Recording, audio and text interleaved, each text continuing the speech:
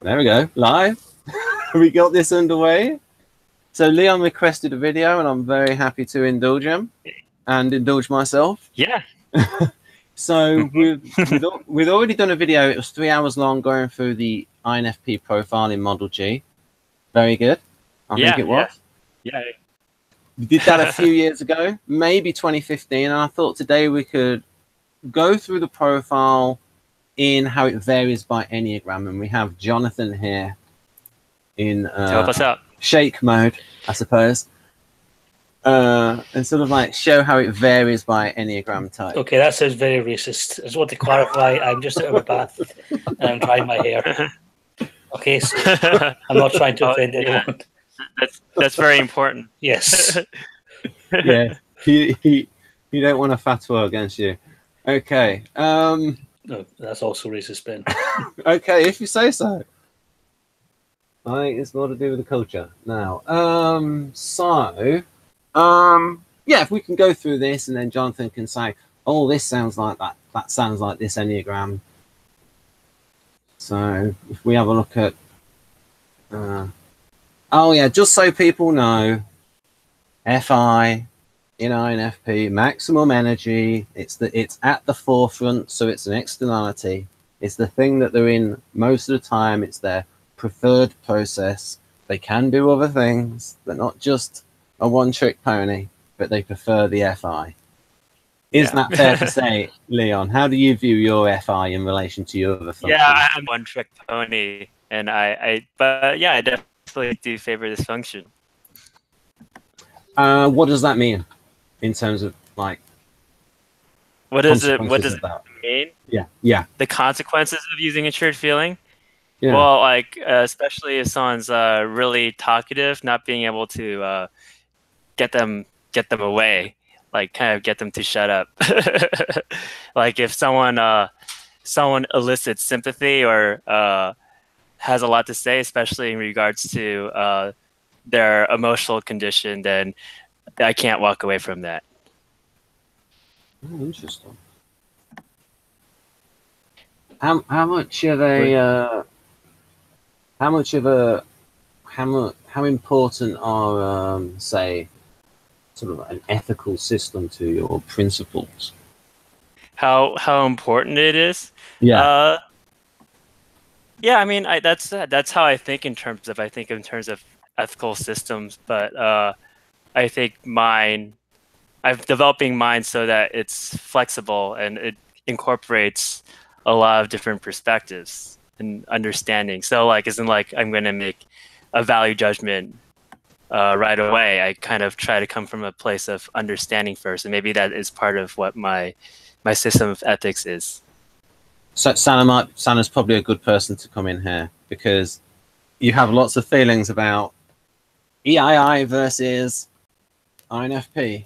So have you got anything to ask Leon about FI? Sort of gets at the difference how you see it. A lot, but I don't articulate it properly at this point. Okay. Yeah. So it's hard to articulate the feels that's deep inside. Yeah, I suppose that is the nature. I mean, Carl Jung wrote that about the subjective feeling. So Jonathan, Yes. if you go through these bullet points in FI, can you let me know which Enneagram types it sort of leans towards? Okay.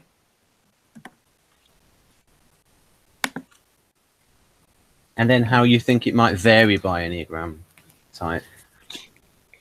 I don't know. I'm interested in that third point, is able to remain objective. In what way? Because that seems like the opposite of FI. Just FI seems like the ultimate subjective function. I would think To this biased INFJ. Yeah, you've got the Enneagram and NLP book. I would think that an INFP that was super well developed would be like have this fair witness position and look at lots of different points of view and has thought about lots of different moral viewpoints. I want to see, did you just say you're ISFJ or INFJ? INFJ, my INFJ bias. Okay. I thought you said ISFJ. Okay, I was like, well, something changed. Okay, you're back. Okay, it's the Jonathan I know. The day code does not match ISFJ. That's not Yeah, I mean, I could see what Jonathan means. I definitely see, you know, like was it INFP in teenager mode?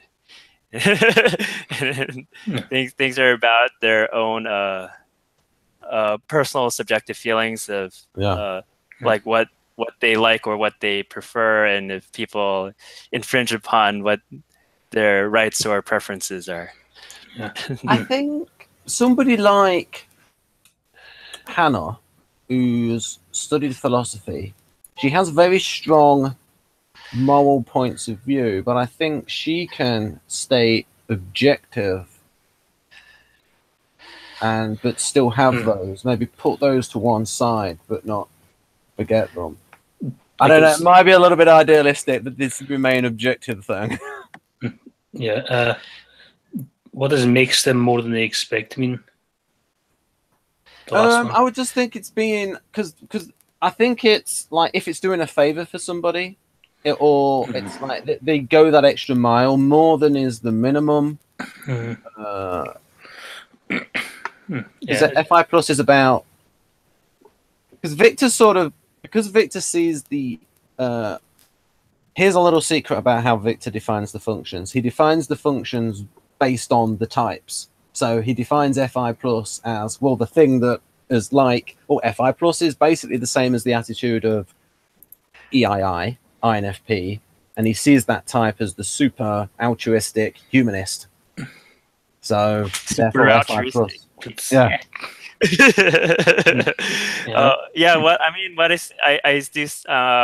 I do see go extra mile, like if it's someone important and there's this self-sacrifice involved, like you just kind of do things for that person, but you kind of do more than the basic requirements.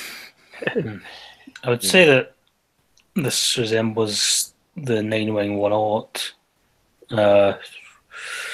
like smooth, friendly relations, tolerant and compliant, forgives his attackers and detractors, ready to help people. All that is 9. It's not 9, it's 9-wing-1-ish specifically. Kind of idealist peacemaker thing.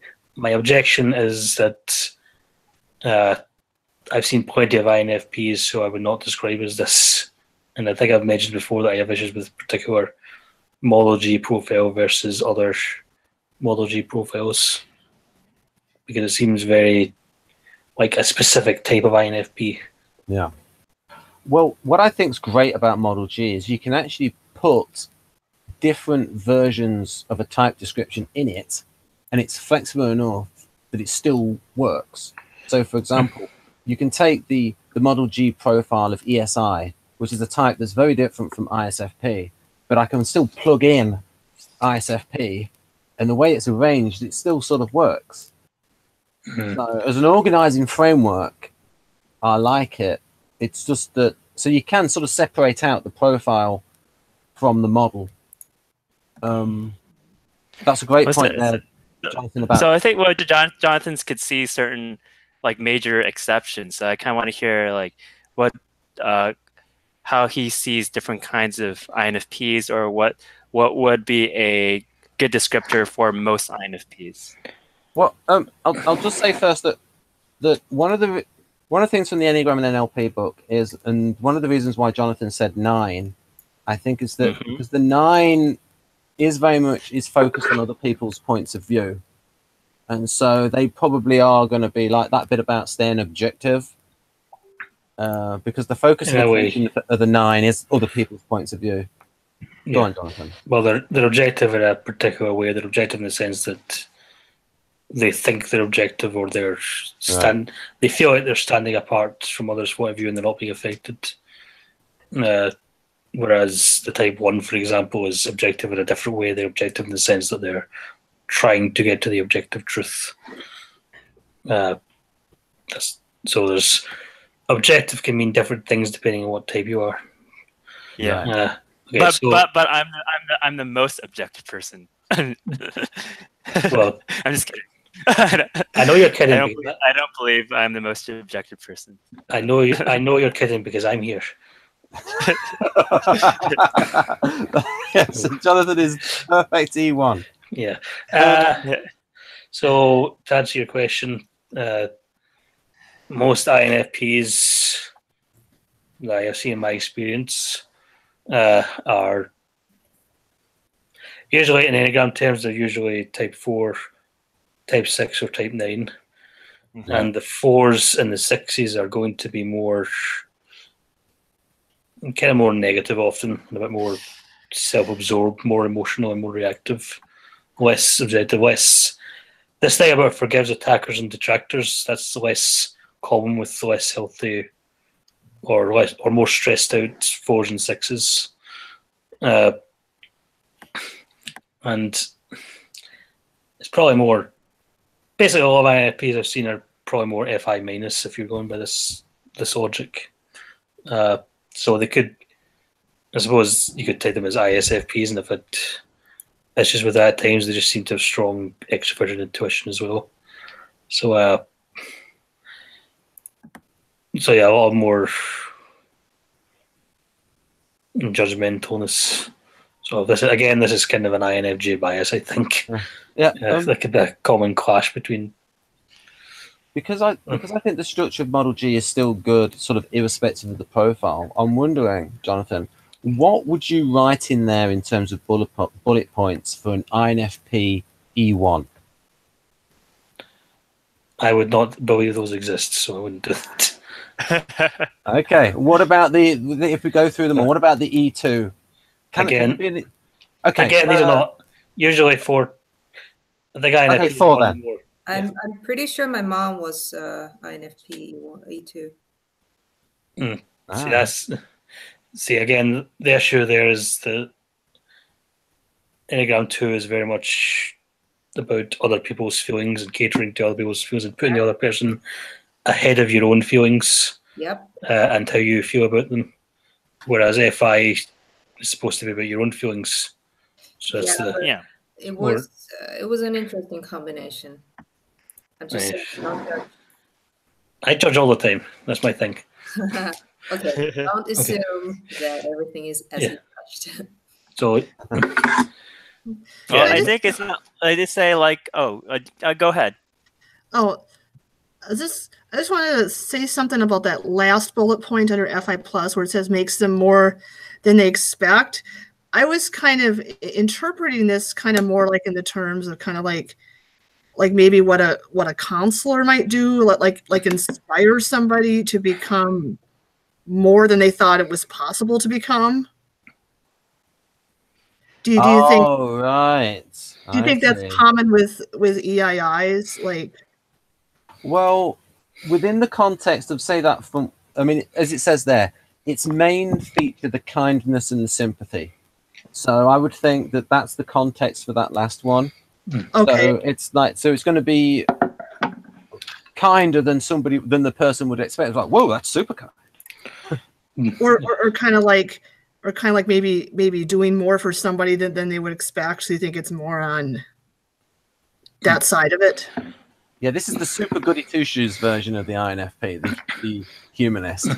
Okay, so I would keep the first one, the listing. I know Dario's talked about how INFPs show a lot of that in their scans. I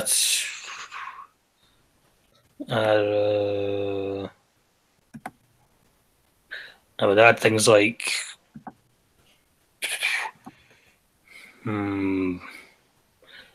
being very emotional, being perhaps artistic, being more expressive, being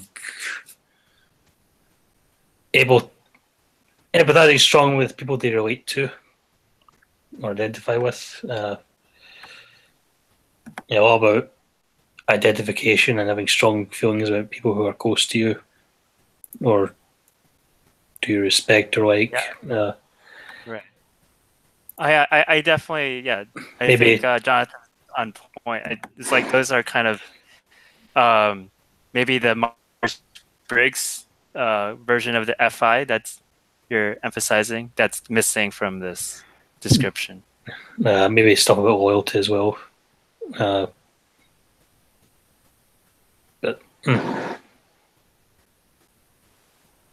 So yeah, I'd actually like to look. If you give me a second, I'm going to try and look for the look at Wiki Socion because I remember some stuff. So continue. Okay. Yeah. Well, let me. Go on now. I'll comment on this. So let's see. Like listening to people. The one thing is because there's a lack of expert sensing. So if someone like starts to start talking to me, or I see like if they're talking to the INFP, say, oh, I need my space now. I think it's just the lack of pushiness on our part when maybe we don't even really want to listen to the person.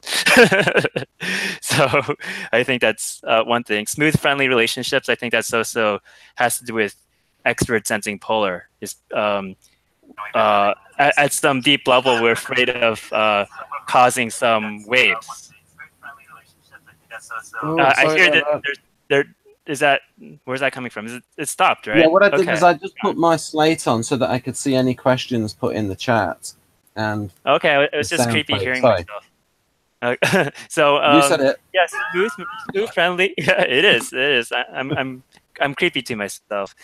Smooth, friendly relationship has to do with the expert sensing polar. I think maybe it is NI too, because is this ever-present fear of what if something breaks the maybe introvert sensing homeostasis, and then if you don't keep like these smooth, friendly relationships, then it's kind of very. It's not like this overt friendliness, but we just keep smooth relationships, like just this kind of like a niceness, but it's not like. I remember reading Jung's descriptions, like he said, it's not like this overt friendliness, but there is this readiness to be friendly, a readiness to be friendly, but it's not like it still could seem kind of removed because it's introvert feeling. It's not like extrovert feeling, but there is some sort of avoidance of like if something goes wrong and then there's expert sensing, like something gets disrupted and you have to face some sort of conflict, and that is very anxiety provoking. One of the things you mentioned there, and is one of the differences with FIs, I'd like you to look through this, Leon, because I think that FI is based upon rapport, and if you read through that, sort of like get an idea. Of,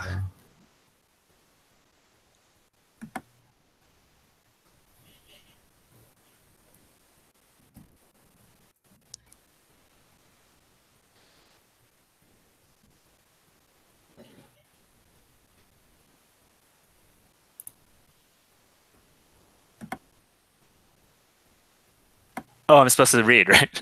Yeah, not out loud. But it's like my thinking is that as a way to bridge MBTI FI and then how you get to ethics of relations, I think that in INFP, in E.I.I, that the ethics of relations is based on, and it does mention a feeling of subjective difference, but I actually think that feeling of subjective difference is based on empathy, that feeling of connection, the rapport that you have with somebody. And I just wondered, is rapport very important to you? Is that how you judge psychological distance?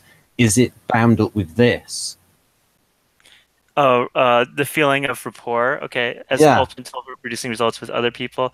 Yeah, I mean, I think about that a lot, especially on an individual basis. I try to see what that person like or how their character is, and kind of adapt myself to that to a certain degree.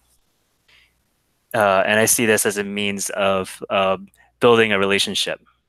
Right. So is the sense of connection to you based on a feeling of similarity?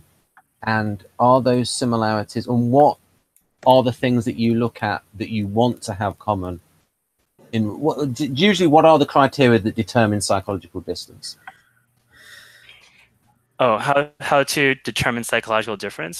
So, for instance, do you feel closer to somebody based on shared values? What are the things that, like sort of the internal feelings that you have for judging distance? Yeah, I think that is probably is generally the case. I've been expanding that though, meaning I want to meet different kinds of people, and maybe that has something to do with expert intuition. And also like expert intuition, it's kind of balanced by expert intuition, because it's like expert intuition could read itself in anything. So if someone is even different, you could try to find what the similarities are, or trying to like figure out how they are similar in a way. But also expert intuition is driven by curiosity. So if someone's different, and there's a curiosity involved. But yeah, there's definitely like I imagine like meeting someone who shares a lot of similar tastes and passions would be great, you know. Right, so I'll focus on this bit, then get back to the graphic. So rapport is the ability to enter somebody else's world, to make him feel that you understand him, that you have a strong common bond. It's the ability to go fully from your map of the world to his map of the world. Is that what sort of what I'm getting at? Is that process very important? That's absolutely important. I remember reading some poems I wrote, like even in high school, and it's basically kind of advocating that, like being able to get into someone's world and kind of delve into it and understand it for what it is. And it could get you in trouble though, because it can make different people think that, okay, because you make other people think that you're on your side, you're on their side, right? But then you can have different people in your circle and they believe in different things, and then it's like and they might be kind of surprised that you agree with this person and you agree with that person when you're talking with them. But the thing is, it's for me, it's like it is a very genuine process. Like I'm trying to like see what this person's view is, and I'm trying to validate it and understand it. But I feel like I could really, it's like expert intuition, where you could see like every perspective. So when I could see the perspective, then I can understand this one, and it could be I can understand opposing one. But for me, it's not like opposing. Do you think that because of typology, it gives you a little bit of perspective to sort of like stand out of your own values and to investigate other people's? You mean with typology? Yeah, I really do really make a point of that. So I think looking into socionics and the Myers-Briggs, I do try to understand the perspectives of other types. But I don't know if like every INFP does that. I think it's just a project that I have been working on. And this is, just to spend a minute on this, this is sort of like another thing from NLP. This is more like the FE thing of like reading people.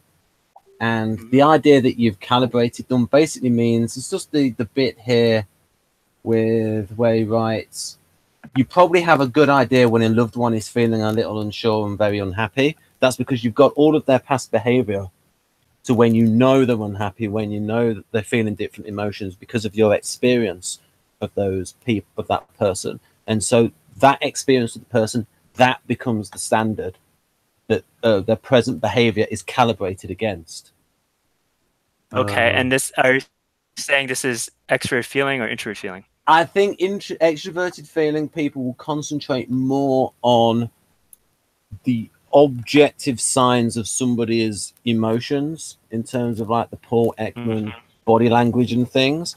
I think INFP is also doing that, but they put more interpretation into it. And as you said, it can be tricky because you're imaginatively putting yourself into that other person's position based on and this is where the extroverted intuition will come in, your knowledge of the person, what they're going through, the context, so you're able to imagine what they are thinking, and that is a very powerful but also very dangerous process, in that your own personal feelings of the introverted feeling type might be projected into that.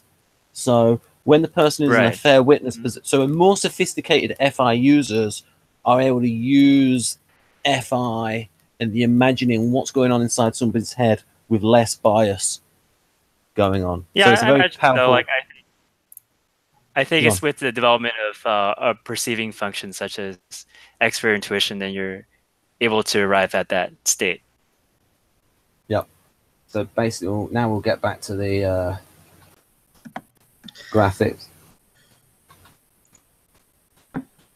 Right. So I was reading a bunch of socionics profiles of INFPs, including by Victor, and a lot of them are emphasize different aspects of it, like some of them are more to do with the judgmental thing and keeping with feelings to yourself sort of thing, and dividing people into good and evil, or being how there's somebody seen as a martyr, or they're neurotic slaves of their own feelings and or their own empathy. I remember reading that. I just like that phrase. Yeah, neurotics. Yeah, that one was actually written by an INFP. Oh yeah. I recall. Yeah, and also some of them actually conflict with this, like the part where they forgive attackers and detractors, because there's all ones where they're less forgiving and yes, more judgmental and more. Another thing I did see is it mentions that when they're mad at someone and they feel like that someone's just crossed the line, they become very cold and monosyllabic with them. Very exact, like they're not overtly angry, they're just treating them with a kind of cold disdain, like a bad student, shall we say. Jonathan, I have a question for you. Regarding tri-type, do you think INFPs or even INTPs with a one fix, or perceptive in general, with a one fix are more likely to be like openly judgmental than those with like a 9 or an 8 fix? Judgmental in the moralistic sense, yes. I really, the thing is, A9 and 1 are all judgmental in their own way. They're just judgmental about different things or in different ways. And also, having one of those types as your gut type is different from having it in your tri-type. So if you are like a 4 with 1 or a 6 with 1, those can be more one-ish than a core one, because the 4 and the 6 kind of exaggerate whatever's in their tri-type. Oh, really? Yeah. I do agree with what Jonathan is saying. I think when I read some of the socionics descriptions, I feel like they're talking about INFPs on track to be a psychologist or something like that. But really, especially when INFPs are younger, they don't really necessarily seem like that. Yeah, I think that's definitely. Basically, I have seen this type of INFP and I've seen this side to INFP, but I've also seen the other side, and it's more reactive, more emotionally reactive. I mean, I have a theory. I think there's like a dual nature of each type. So one, like a type could kind of, there's two sides of a coin, and the Myers-Briggs kind of has one side and socionics generally has the other side. But like definitely like the INFP description is kind of different. Like INFPs kind of look good in the socionics description. Yeah. and then we look as great in the MBTI, and it's probably vice versa with INFJs. My point is more that there are other socionics descriptions that differ from this description as well. So it's not just a Myers-Briggs socionics thing; it's a Model G thing. And even some of Victor's other INFP profiles are a little bit different from this. I think it's part of humanitarian socionica. It's not necessarily the result of Model G. It was more the result of the way he's defined the charges. It's like FI plus is like very like positive. Like, I mean, let's put it this way: I have seen INFPs on Twitter, and I have seen the dark side of INFPs. Maria would say the stronger a function is, the more the other side of it can be accessed. And thinking of Maria, can you believe that I forgot to invite her? The #1 socionics person who can talk English. Oh, I have yet to meet her. I think one of the Sanas will have to bow out though. It's quite crowded. What? Because there's 2 Sana profiles. Yeah. Yeah, but that's because she's logged in because her webcam doesn't work on a normal video. Oh, so I thought it was a glitch.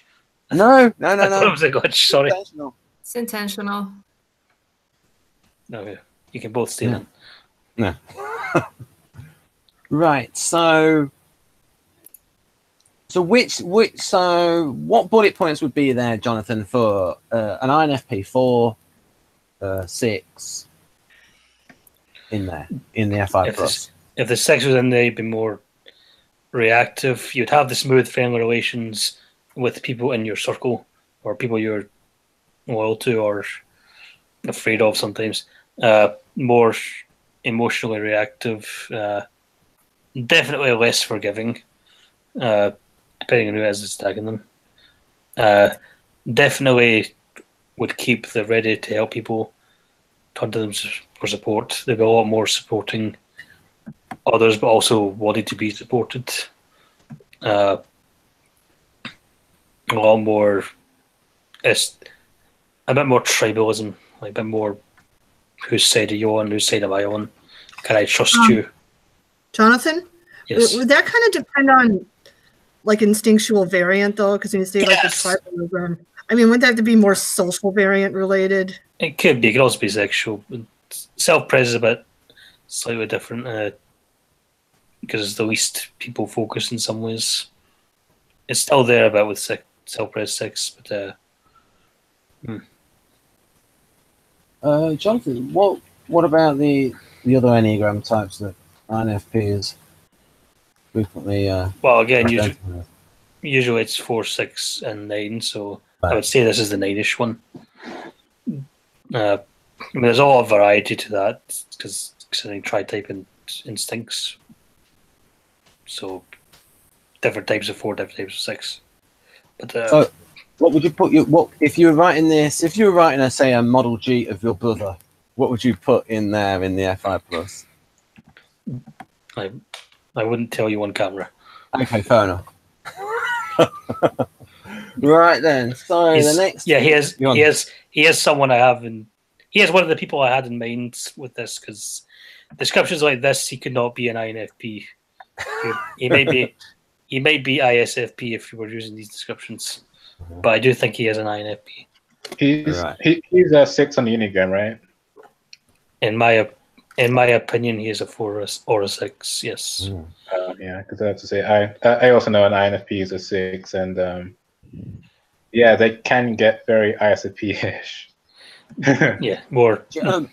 Tom Condon says that 6s do have their counterphobic moments. Well, yeah, some 6. Well, it's not just that. It's like usually the self-pres 6 is the most phobic, and the sexual 6 is the most counterphobic. Right. Usually, there's exceptions. There's also tri-type, like if you get 8 in there, you'll be more counterphobic, so on. Yeah, I'm also wondering about Victor's DCNH description of the INFP and how this would square with, say, the dominant INFP. Well, because this sounds more like the harmonious INFP. I have a quick thing to mention about that. Victor's book on the called The 64 with all the DCNH subtype profiles will be published in due course, hopefully within the next 5 years. in the next 5 years. Yeah. You said That's probably due court. I know. That's- I know. I thought you were going to say 5 months or something. Is Well, this, I know. I was thinking like 5 that's weeks or working on 5 the months, not 5 years. this is an extra thinking problem, right? Yeah, I know the person that's working on the translation of the book.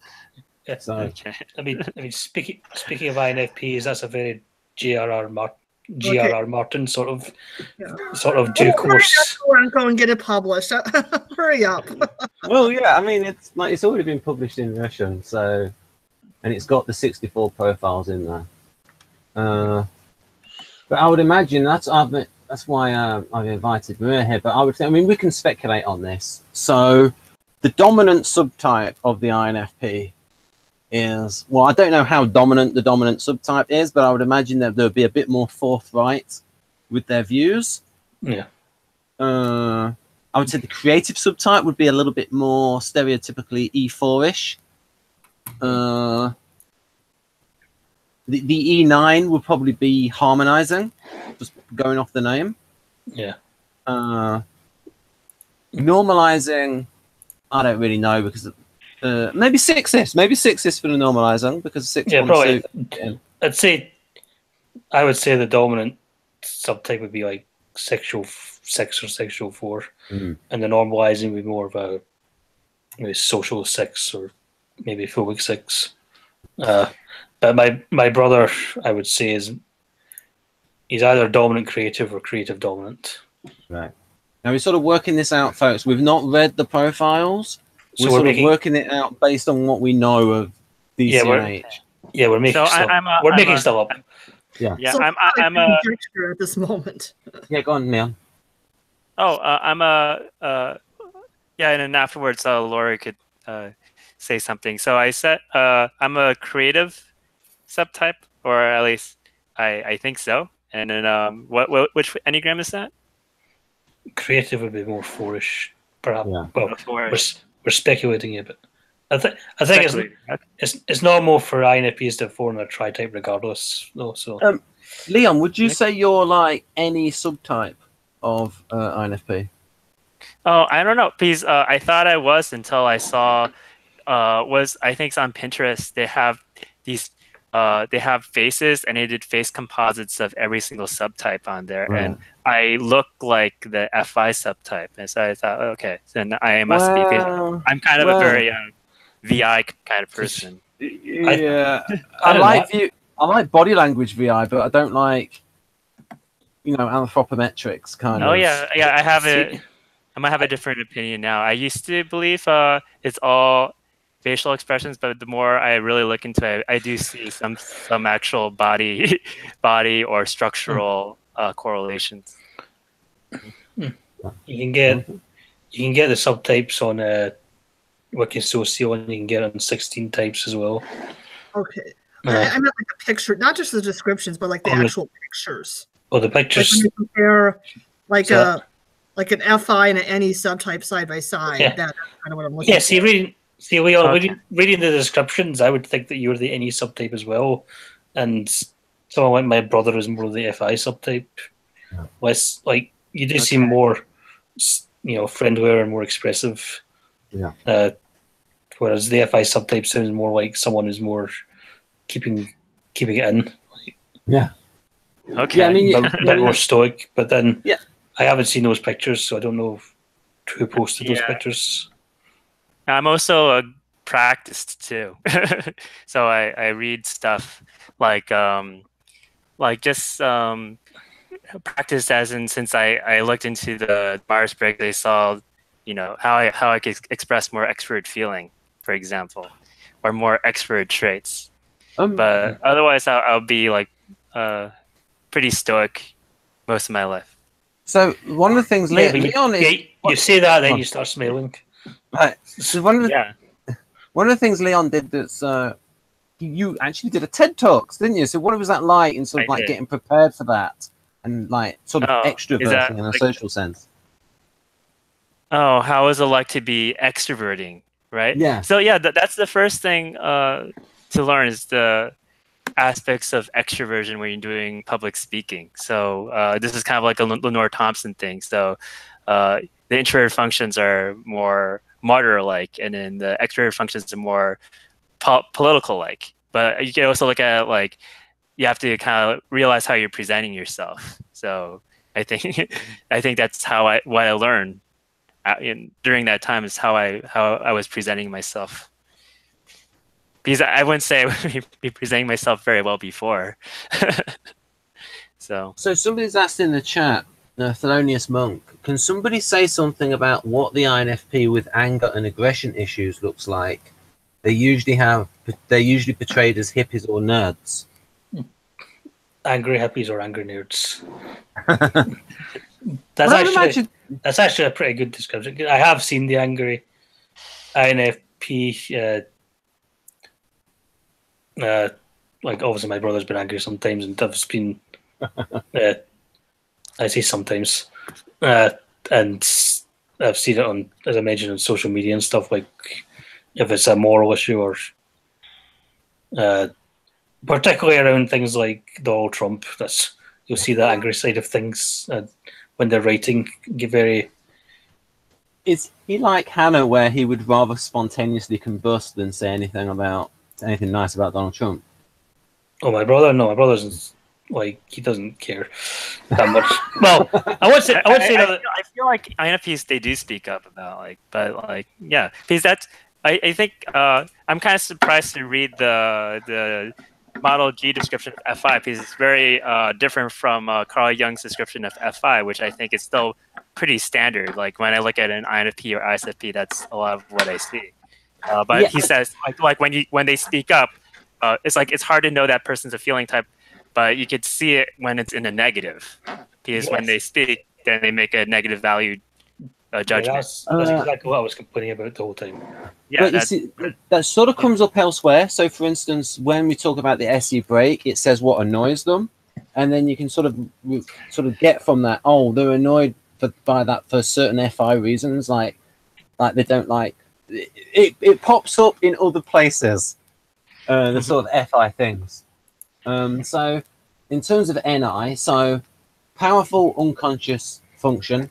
Leon, you've done some videos on this about, say, how INFP uses NI. Take it away. How do you think INFP uses NI? I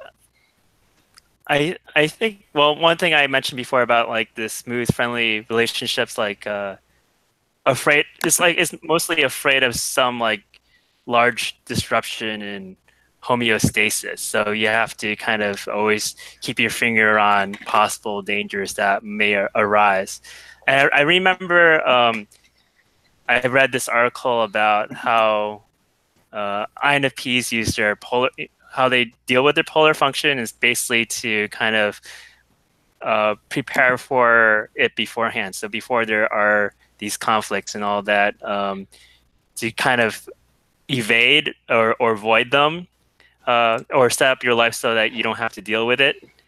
And I think that's using introverted intuition, like kind of still being relatively measured about a lot of things. Yeah, for me, it's like we can see how things can escalate, and so we don't act because we can see what the negative consequences are. When you said that about INFP, two things cropped up for me. Maybe an INFP person who's like a little bit E6-ish or a little bit self-pres will be going to be focused on those things of like negative consequences of things. And as you said, how to avoid getting into that situation. Yes. You want Jonathan? You're gonna ask Jonathan? Yeah, I was just wondering if you might have some Enneagram views on what you said about that. Sorry, I was reading stuff on the different websites. That's okay. So, Leon, if you say that thing again about where you think you read about INFPs and thinking ahead about where things can go wrong and avoiding things. Oh, well, dangers. They're just generally interesting website. I don't have to go find it, but like it basically talks about how each type deals with their polar function according to their which cognitive styles group they belong to. Right. But yeah, I mean, this is one of the complex things in Model G, where it's probably the most complicated thing where it talks about, is this it? That's it, where it says here, the function that is creative, the one a person should create almost from scratch in order to survive. This idea of like creating it from scratch, it's a little bit of, it's like a Bible study kind of thing. Like, what does this mean for this? But I can give the example, like I said, the creative NI, we don't have the nuance of, so somebody like Sana or INTJ, the NI DOMs, they're more nuanced with their NI, so they can see how things can go wrong and think about it more. Whereas for us, we're not really aware of it. I think for INFP and INTP, so it's like that seems dangerous, but we don't really know why. We can't really analyze it with sophistication, and also we've not got that SE thing of valuing being in the moment. We just see all the downsides of being in the moment, and if you're in the moment, you can't do the judging thing. You can't do the FI thing or the TI thing. You can't consider things. It's just reacting instinctively. But when it's sophisticated, it's because you're taking all the information in at the moment. Then you can react instinctively. Are you weak at that, Leon, like me? Or well, I don't know if I feel like I do value the idea of being in a moment. But it's not something that's necessarily accessible. I suppose go on. I suppose it's like the NE moment of like lots of ideas and things, but like on a physical level, being in the moment where you can't abstractify or think about anything much. Maria is here. So, hi, I'll just listen in shortly. Okay, thank you, and feel free to speak whenever you wish. Hello. All right. Hi, thank you, Ben. Yep, that's okay. So yeah, we mentioned how the INFP type, how E.I.I might vary by DCNH type. So yeah, getting back to NI.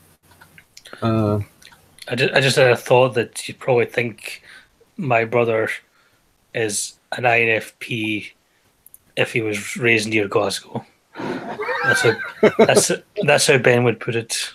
Yes, because I think about the upbringing of things, and my view of Glasgow is Taggart, where even the women seem ESTP-ish, very assertive. All right. So here we go. So doing. Go on, Bradley. First bullet point.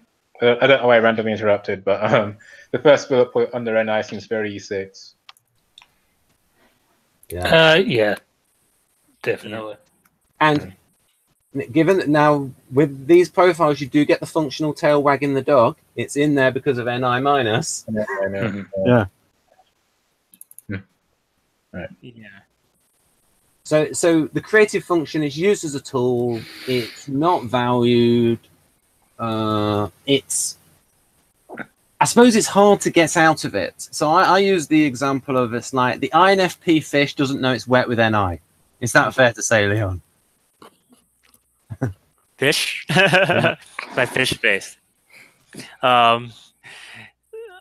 I mean, that it's so unconscious I wouldn't know. So Yeah. My take on creative NI is that I've seen a lot of saintly atheists with types which have creative NI. Oh. Can you relate to that? Oh, what can I relate to? Can you say it again? A lot of people with creative NI that I meet, they're sort of saintly atheists. Saintly atheists. Ethicists? Atheists, yeah. They're like non-believers, but they are Atheists. kind of saintly in their attitudes. Saintly atheists. Yeah. Atheists. I'm sorry for the accent. Oh, okay. I don't. Yeah, I have to try to understand that metaphorically because I'm not saintly, nor am I an atheist. I suppose it means they have like a spiritual quality. How about that, Leon? Yeah, I guess so. I think there's that description on the it's on the World Socionic Society, but it says that the INFP looks kind of, if you have NI as your demonstrative function, it seems kind of makes you look kind of hermit-like. So Leon, I think I asked you this when we did the previous Hangout 3 months ago. What do you think of, like, because you probably know about this, the sort of like Eastern religions like Buddhism and things like that, and how sort of like that might be the sort of area that Maria is sort of getting at, like the spirituality of that, and how you think INFPs can relate to that. The thing that's hard for me to extrapolate onto INFPs because I know I'm interested in that stuff, but maybe like another INFP has a more Christian perspective, for example. Can I ask you briefly? Do you think you might be extroverted subtype of an INFP? Yeah, we were just talking about that. I think some people's assessments is that I am, and for me, I just said, "Oh, I'm into visual identification, and I visually identify myself as the introverted subtype." So. Okay, thanks. Yeah. And I also mentioned I also worked on a lot of extrovert traits, such that I'll be more expressive. Yeah, that is definitely a thing. Development. That's why in Dario's book, in 8 Keys on his website, it's like when he assesses a function, he'll put assessing current development. So it's hard to see sometimes the difference between, okay, how much of this function is naturally strong and how much is sort of like it's been technically developed. Right. So it's like when you look at somebody, like say somebody who is polished with FE, what we would put in the FE bucket, versus say the natural FE that you get from like an FJ. And then there's someone could just go on, Mara. And the last question to Leon, what Enneagram type do you think you are? I think I'm a 5. Can of worms. What do you say? I said that's a can of worms. Oh, that's a big can of worms. Okay, I didn't know I got a can of worms. No, that's great stuff. Contribute. Go on, Jonathan. Probe him. Probe me. Maybe some other time, because that would. Yeah, we can do a separate hangout on that. Why Leon thinks he's a 5. I don't mind if you have a different opinion. The main problem is that 5. A very key point of 5 is that they are. They feel that they have limited emotional reserves. They only have so much emotions for themselves and so much to give to others, and so they're more emotionally withdrawn, more private. Well, not just more private, but more like almost more miserly with their emotions and easily overwhelmed by others' emotions and their own emotions. So there's a clash between that and FI, basically, or being a dominant, dominant FI. Like at a fundamental level, it sounds like. Yeah. I mean, there's also a big asterisk with the sexual 5. Well, even the sexual 5 has obviously some 5s are more emotional than others, but even then, there's still that limited emotional thing. Like even a sexual 5 will have the conflict of wanting to be with someone, but then being a 5, they need to withdraw from that. They need to have their space and have their own time and call from their emotions at times. The other thing, 5s. It tends to be like I experience it as like emotional swings. As sometimes it's like an emotional overload, and other times it's like no emotions at all. So yeah, but the other thing is I think a lot of introverts, especially IN types, will type as 5 on tests and so on, just because they're introverts and just because they're intuitive, because there's a strong overlap between that and 5, particularly in some of the badder questionnaires. So yeah, that's a thing to talk about at some other time. Okay. But just Right, so that makes sense. there's a weird thing going on in the chat at the moment. Eric's asking why I've blocked him, but I'll say, but I'm not sort of talking with famous people, but I've not blocked him on the YouTube channel. And And there's a one on Facebook. There's a page called Talking with Famous People, and that's not blocked. Anyhow, so we'll try to resolve that. Oh, okay. Okay, just a side note. I'm seeing that the. Yeah, never mind. It's not. So yeah, learns from the past. Well, allocates time between different things. Punctually comes to events, and even if knows that you can be late. Is that true, Leon? Well, I definitely see that in a lot of. There's definitely a distinct kind of INFP that does that. I'm not punctual myself, but I definitely see that in a lot of INFPs. Yeah, I mean, this is like the reason why they don't come late is because they're so good. They're such a humanist. So we can move on to. I think other FI things do come through in. Right. Okay. Here, functional tail wagging the dog again. TI plus. TI plus different from TI minus. TI plus is very logic of uniform structure. So it's like MBTI SI, very procedural. And it's like it's the lead function of LSI, and LSI is like MBTI ISTJ.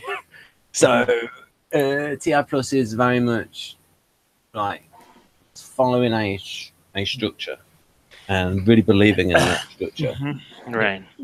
And I suppose you can see that in INFP. I'll let you go in a moment, Jonathan. So where you would see with INFP, yes, they stick to their principles and they sort of stick with the structure of that. Over to Jonathan. I was just going to say note to self, ask Leon. So Okay. Yes, that's when we did the 4 questions for typing them. Yeah, so you actually have asked them already. Just yes, this isn't 2015. This isn't 3 years overdue. Yeah. Sure. Yeah. Well, 3 years ago, but the questions were upbringing, career, and strengths and weaknesses. Those are the sort of the inquiries.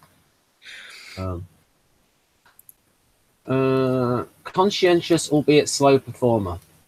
Again, it's the idea of like following things step by step. Yeah, look. I think so. I think definitely slow. But it's like, yeah, it is kind of like trying to be very like a homework assignment or something, trying to be like very careful about it, but like kind of like doing it too slowly because you're kind of like slowly, like carefully evaluating everything to make sure the quality is there and you're meeting what's expected. Maybe. There's a little difference here, and something here from Kersey sort of matches up with this. So INFP is meant to be cooperative rather than utilitarian. So utilitarian has lots of different meanings to it, and the philosophical. But by utilitarian, Kersey means like doing whatever way works to get the job done. And so he would say that the INFP and the NFs in general are not taking the utilitarian approach. They're taking an approach which is either cooperative with society's values or cooperative with their own principles, and so is less adaptable because it goes through the filter of their own principles. And so that's why you got this thing about conscientious and stuff, whereas INTP might be a little bit more flexible in the methods to achieve an objective. And this is one of the reasons why Victor will call form of cognition causal determinist. So this idea that can be quite linear in their thinking. And again, I think that might also be because the TI is going through the filter of FI in these are the strong principles, and I'm going to get my thinking in line with my core principles and values. Yeah, does that make sense? Well, I remember reading or heard your video, Ben, on you're talking about INFP switching from FI to TI. I think that's on point. So when I think in my philosophical mode, I it is coming from a place of values, but I am kind of like structuring it. You know, when I'm talking about it, I'm reasoning it out using TI. Yeah, and one of the things Jonathan said in a previous hangout, maybe directly before this, was any type with I and N in their type code is going to be quite 5-ish. But the reason I'm bringing up this is like they're going to be abstract, and so well, if you're abstract, right, well, that involves thought. And so INFP with the introversion and the abstraction, the IN, they're going to be not just on how they literally feel about something, but they're going to think about the thing that they have these feelings about. So they will switch through it. And INTP is going to do something similar. It's just a question of emphasis, the logic and the ethical principles, but then it all gets bound up together. And this is why Aristotle did not want to separate thinking and feeling. It's a little bit of a reaction against Plato, because Plato really wanted to separate feelings from the logic, because he thought that feelings really compromised logic. Yeah. Okay, and you believe Plato is which type? I don't know, probably some kind of INTJ. Yeah. I think Plato is an INTJ and Aristotle an INTP. Yeah, the reason I opened that can, I'm sorry about that, but I did ask because some of the things you said about your NI would be easily explained by being a 3. Okay, like are you talking about me and yes, okay. like. Yeah, okay. I would expect a 3 being somewhat lacking in NI and also like developing certain qualities to the extent that What do you they're mean? happy with them. Do you mean an Enneagram 3? I just I heard what Leon was saying about himself, and it was kind of matching my idea of what a 3 would be saying. Yeah, I to kind of comment on that. Maria, right? Maria. Yeah. Mine. I do have 3 like characteristics.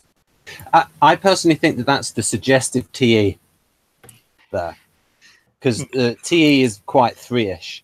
Well, what was it specifically you was saying that you thought was 3-ish? Because very good. Well, what was? Well, as for me, I also know Leon's channel and his.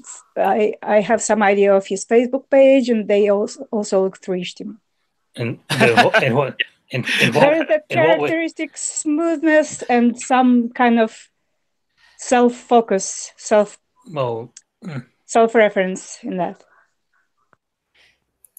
Yeah, well, I do have a need for achievement. Yes. I'll just say that Leon is. Are you semi-professional now, Leon, in typology? In typology. Would you say that you because you do have your life coaching thing? Would you say? Well, outside typology, well, it's more than like a professional thing. So it's just kind of a desire for achievement, like kind of striving, right? I could and also like interested in I guess you could say being an example for an example for others, which could be like if an INFP takes a bit of a 3 route. Now, I wouldn't say 3 is my primary Enneagram. Well, a 3's got some of the same problems as 5, even more so than 5. It represses FI. It keeps FI under wraps. I think what you're saying there is perhaps more social instinct, either first or second. More. Oh, yeah. Now it's a little bit stereotypical, but could it be your subculture, Leon, which is quite 3-ish? My subculture? Yeah, let's say your ethnic background. Oh, ethnic culture. Right? When you said subculture, I thought like metal or something. Yeah. So, what do you think? You know what I mean? In that. I think there isn't a relationship. Yeah. Because you've heard of the phrase that what is it, the tiger mom? For the the tiger mom. Yeah. Yeah. I have heard about that phrase. Yeah. Yeah. My mom's not at all a tiger mom. Right.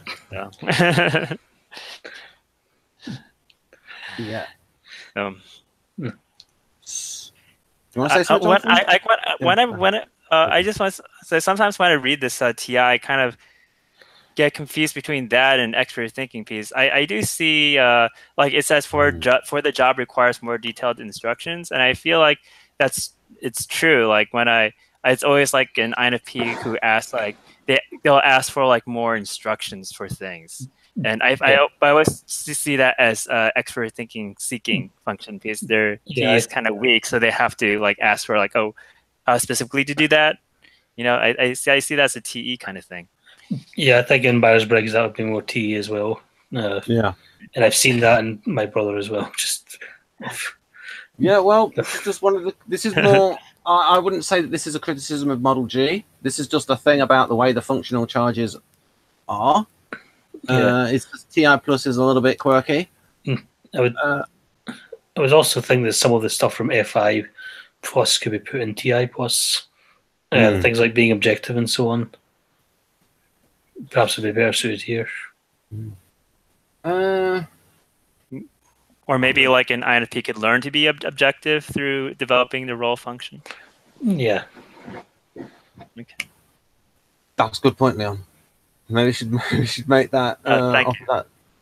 That.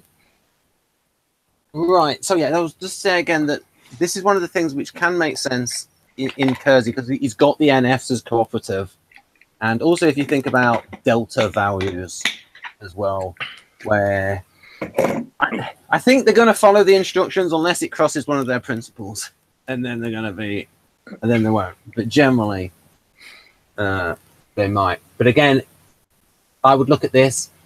Always beware of the functional determinism of stuff being in there because that's how Victor defines the function, TI plus. So you're going to get some bits in here that are going to sound like the lead function of LSI. And LSI is a type that is like MBTI, ISTJ. Yeah, so people can switch between the role function because it's part of the same overall mindset, balanced, stable, which is internally judging everything. Thinking and feeling, a lot of internal judgment going on, and I think that's going to be emphasized when it's an IN type, when it's an IN balanced stable type. So basically, INTP and INFP. So launcher. This this is part of the theory. This is quite good about explaining why this type is moved so much by, and Hannah related to this, and she even went into nursing where SI minus is focused on minimizing discomfort, and so you've got the empathy, and then they see the discomfort, and it's like, no, that is a terrible thing. We need to do something about that to relieve that suffering.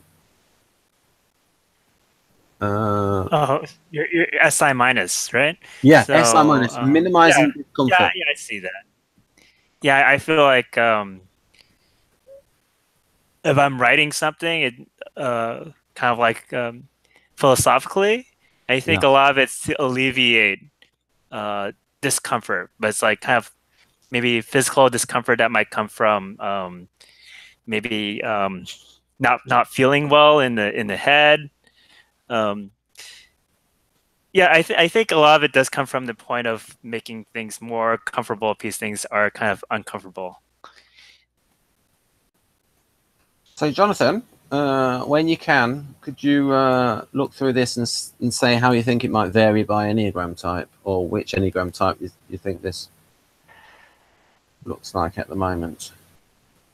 Okay, whilst he's doing something, I'll... He's back. Yep. He's back.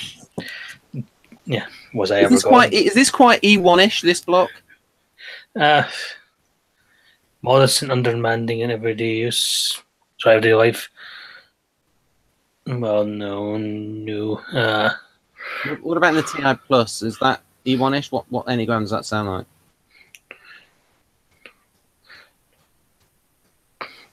TI plus maybe a bit more one-ish, but even requires more detailed instructions. That may be more six-ish.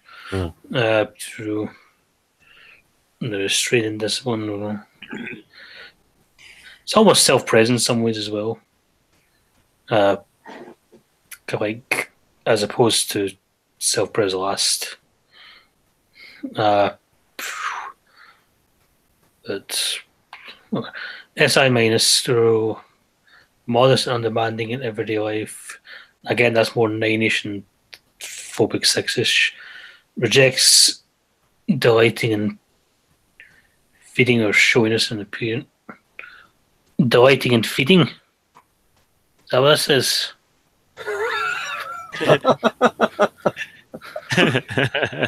Where did you say that?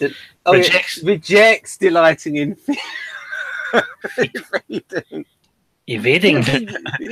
Rejects gorging themselves on food because they're not focused on SI plus, maximizing pleasure, but on, like, I suppose, so they're like health conscious, little bits of things. Definitely my brother then. He's actually a pretty good cook. And he follows.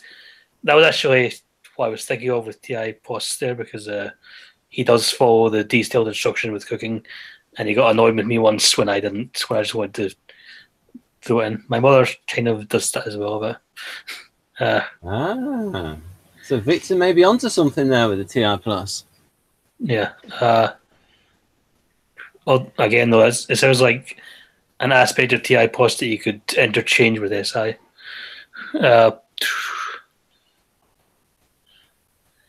Yeah, I wouldn't say it's necessarily one. It's just more there's elements of self-pres, elements of phobic 6 and 9, perhaps. More. See, if you're a 1, you kind of like you're repressing that side of you, but you do want to do it. Like the 1 is, I read that the 1 was called the Type 8 in chains once. They have an inner 8 they're trying to, they see as bad and repressed, but they kind of want to unleash it at times. That's a temptation. Faithful to those who provide them with such support. Again, that's more 6-ish again. Yeah, a lot of self-pres, a lot of phobic 6 and some 9 in SI minus. So yeah. Right. Is there anything else to? Oh yeah, so you can see how they're launched by, they're stimulated by, like that bit there. That's very much launcher.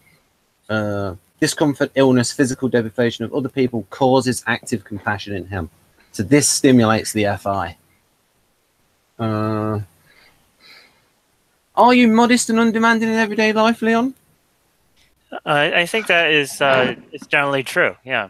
How I would talk with other people and present myself. I think that's true for INFPs in general. There is definitely like at least in the public sphere, like modest and undemanding would be accurate. So some INFPs they do dress pretty well, but still like their demeanor is very modest and undemanding. So they could still have a very noticeable appearance in terms of what they wear. Yes. Yeah. Again, I can't think of my brother there. I think that would tend to be Jonathan, like maybe showing us, but in an E4 way. Like, I'll show my creativity, but sort of like more subdued. Yeah, and also maybe a social last way, perhaps, if you're thinking of it, or there's also a sexual instinct thing, because the sexual instinct thinks in terms of attracting people, how attractive they are at times. So yeah, there's some overlap. The 4 actually does kind of. Some 4s are really, really focused on their appearance and can be very flamboyant. Others is so. If you're saying 4 is actually more 4 wing 5 specifically, to be kind of like subdued, but with a slight flourish. I think this is Maria's. Yeah, I was going to say that sometimes people refer to INFP as like overdressed for the situation, in the same way that INFJs are often overqualified for the job. I would say it may be the break function, which is like all or nothing. Yeah, I can see that. Yes. So I kind of explain like the all or nothing nature of the break function. Yep, go on. Well, we can get to that when we get to that. Okay. Yeah. At least there is like often distinct aristocratic way of in which they dress. Aristocratic. Yeah. You're talking about INFP? Yeah. I don't think she means in the socionic sense. I think she means. That's what I often see. Okay. So you don't mean in a general way, like aristocratic in a general way. What people usually mean by aristocratic. Yeah. Okay. Again, I can see that in my brother. Okay. I don't think he watches these things. So yeah, just in case, folks, the alternating black and blue is just to make it more readable. So this may be a little bit FI, ethics of relations, like faithful to those who provide him with such support. So you got a little bit of a combination there of like he's faithful to those that like help him out with the SI things. Give a little bit of comfort. Faithful to his SJ2. Yeah. Let's go to right the bottom. Here's an interesting one. So on Leon's territory, I say when presenting, he might. There's little moments where he does some ENTP things, like when you're doing something humorous, Leon. But that might be it. Yeah, we can go through these bullet points for you, and then ask Jonathan how it relates to Enneagram. Okay. Oh, there is Enneagram. Yeah, well, when you mentioned that about, I feel like if I'm in a state that's like an ENTP, I'm generally healthier and happier. If I'm like creating things, innovative things out in the world, I think that's great. Like just being in that state of mind, like, think about the next idea, thinking about possibilities to implement. I think that is a very constructive mindset rather than being in a different mindset. So this is where I go to in order to like increase my self-esteem and psychological health.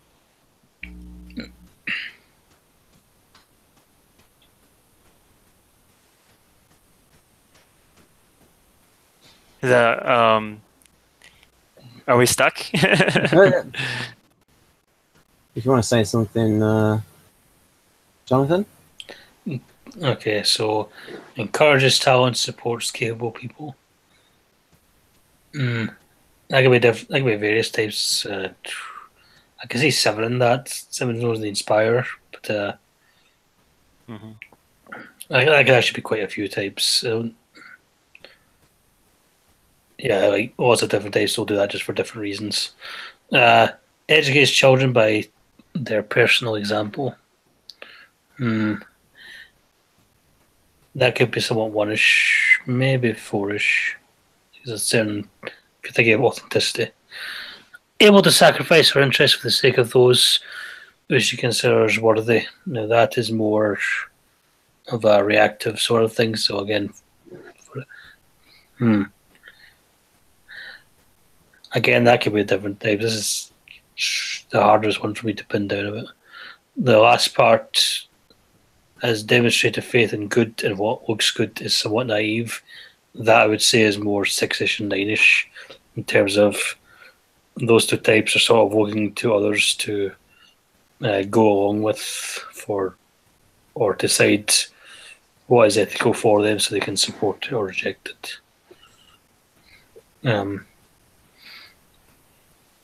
So yeah, this was a little bit trickier, but when I see it, well, the first one encourages talents, supports people. That's basically my job description. So that's basically what I like to do. Educating by example. I mentioned that before. Yeah, that's a thing. Well, educates children, but children by example, by their personal example. It's definitely talks about children. I think it's generally true. Educating anybody by example. Able to sacrifice interest for the sake of those considered worthy. Yeah, I think if you get especially selected to be part of this group of people, yeah, I think so. Next one, demonstrative faith in good. I think it's somewhat naive.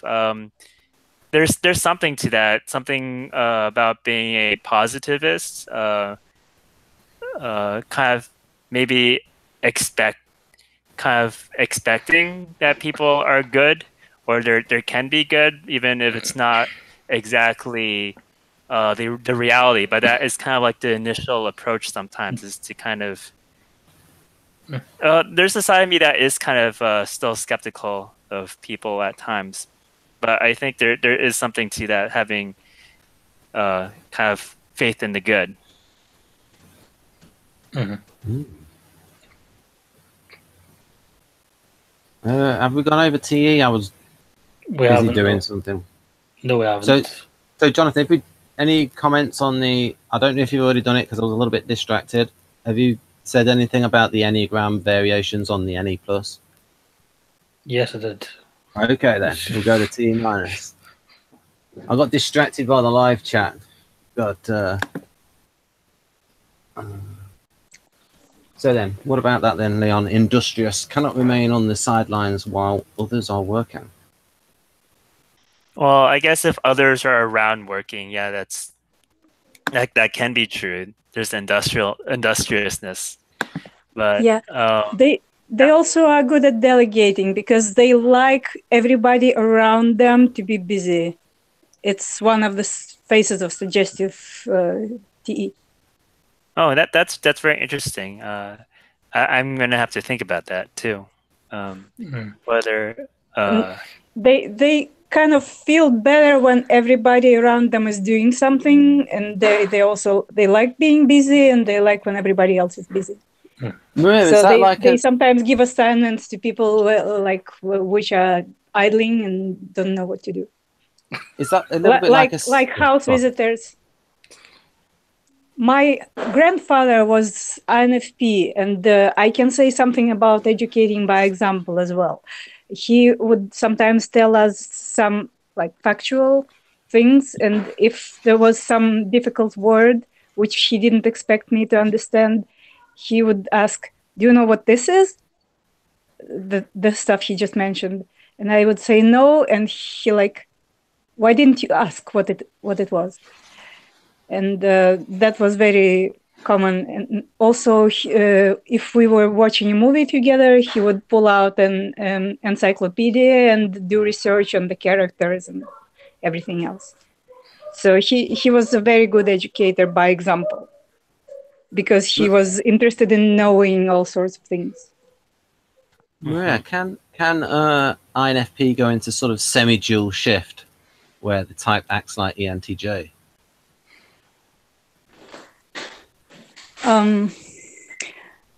Depends on what you mean by that.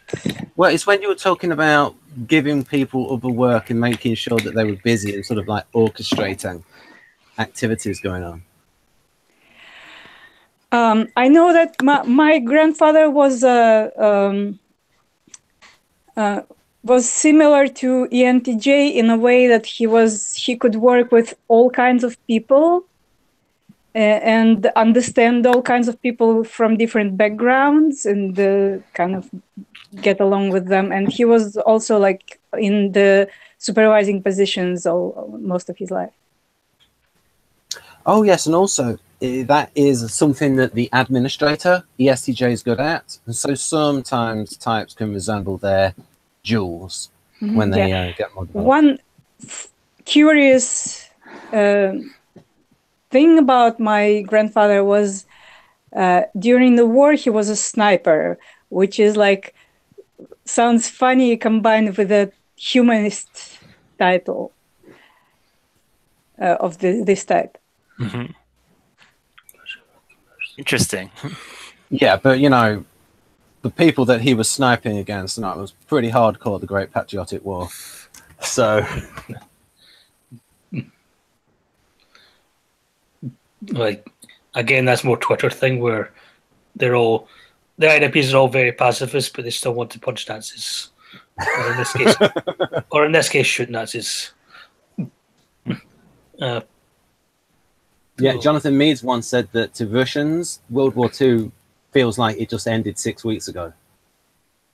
Because it's such a big thing for them. What, did I say that? No, Jonathan Meades said that. It's like okay. Yeah, it's like in the United States. There's another Jonathan? Oh, yeah. No, I was just saying, it's like in the United States where the Civil War is a big thing. Yeah. It's in the culture's memory. So What about this one, number 2? Catching work, immersed in it so that it is difficult to stop. Yeah, I think that's true. Like if I don't know if that's true for other people too. Like if you get into a hobby or into work mode, once you get into it, then you just keep going. Is that what it means? Like, don't other people feel that way? Is that a bit 6-ish, Jonathan, that? It's more a workaholic sort of thing. Yeah. It's not a me-ish thing, unfortunately. I wish I was a bit more like that. I could get like that at times, but it's hard to... Right, so the TE minus it's the lead function of ESTJ. One of the things that's a little bit weird there is fan of technology. I don't know how that got in that. I could say that's true for my brothers and some other INFPs I've seen. Like, they like the newer stuff, new gadgets. I would put that in the NE plus, the fan of technology thing, because in the NE plus of ENTP, it actually says that they are the first adopter of technology. Yeah. Mm-hmm. Yeah. This part of it I can say resembles my brother a little bit more. Actually, think about it. I say automology resembles him a bit more than I thought. It's just the first part, the FI part, is a bit more 9-ish. Yeah. So he's definitely is industrious. He is very good with working with his hands, and he does have this side to maybe get a little bit annoyed at me that I'm, saying I want to do things and I don't do them.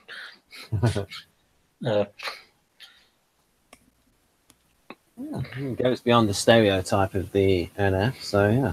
But yes, this is one of these things where Victor, again, this is another bit of the model which maybe the tail wagging the dog, but it is true, as Jonathan said, is that when they're on their territory, which is a catch-all phrase for meaning, when the person is doing something that is in their wheelhouse, then they can be very productive and on point. The equivalent thing for INTP is when they're talking about something that they're interested in, they can be expressive. So when I feel like I could get into the zone. Like first adopters, my grandfather was a very good example of that, and I think I kept that in mind while translating the part about NFP, because he was famous for like doing all the new stuff, like being the first doing the new stuff like color photography, or like getting new furniture and getting rid of the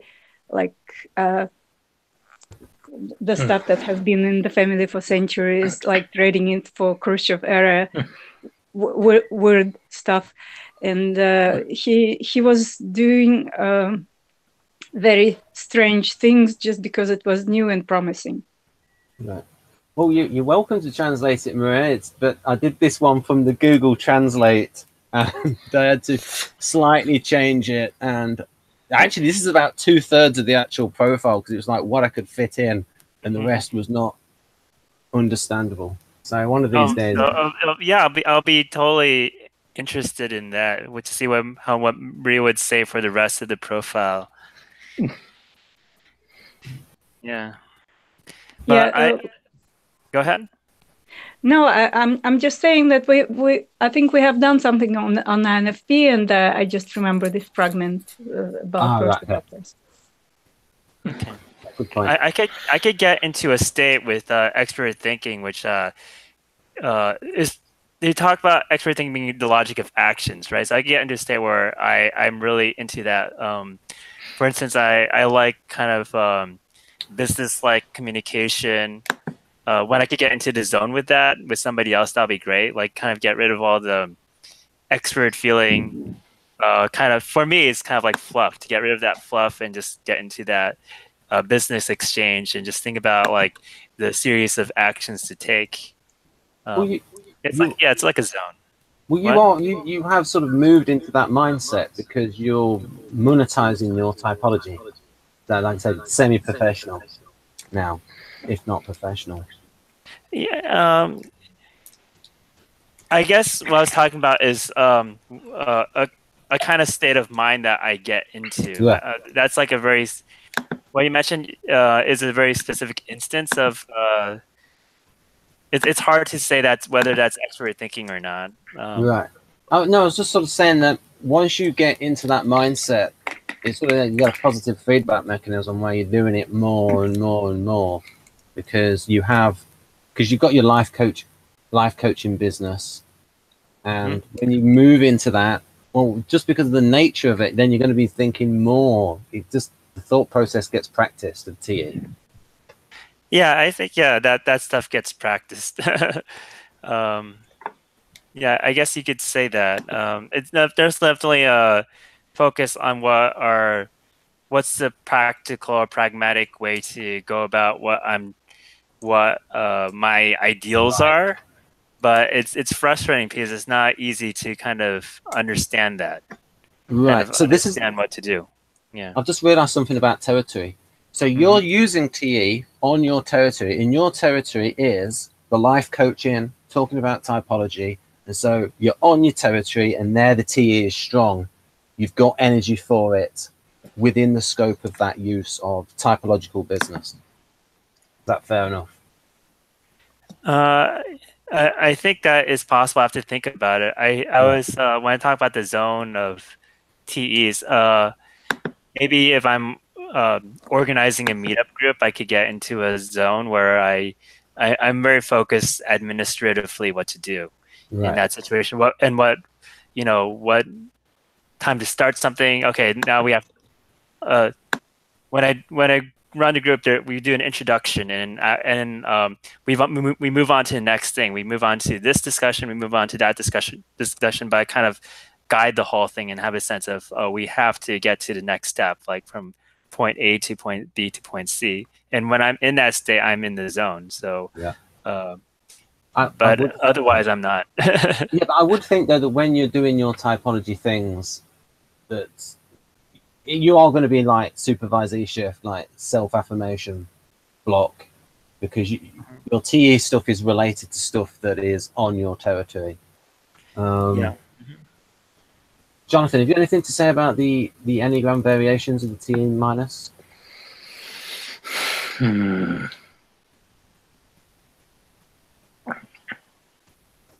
Yeah, I think you said your brother's a fan of technology. Well, I said I could see that side of it. Right. It's not his main thing, it's just a thing.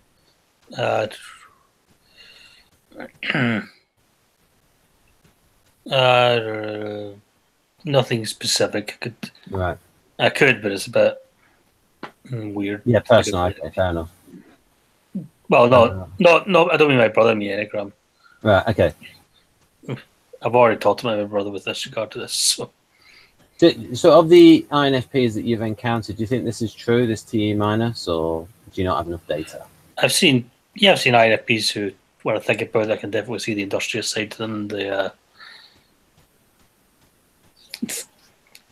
Some of these things. Most of the INFPs I'm thinking of are online, so aside from my brother, I don't know any in real life, I don't think. But yeah, even the online ones, I can kind of see some of this. Yeah, and I would say is your brother industrious? He is, yes. He's had his periods of laziness, but he's right now he's actually just in a very workaholic. He's so workaholic right now that he actually typed his ISTJ the last time I got him to do a test. So yeah.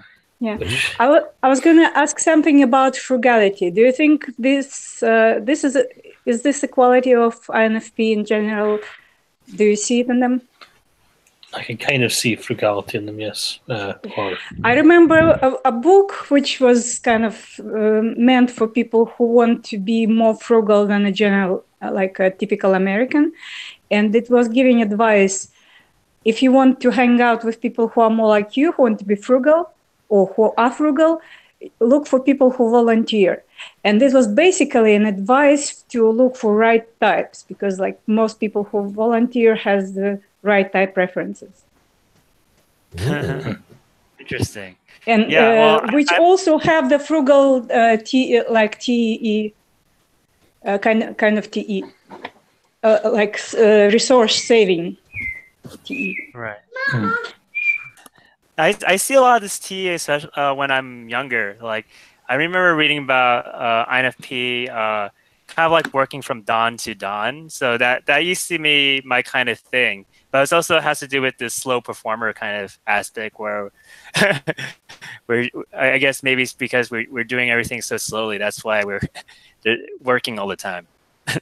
That's a good point, Leon, where you mentioned the TI. Yeah, I had a colleague INFP who was a marathon runner. It's combining being slow and busy all the time.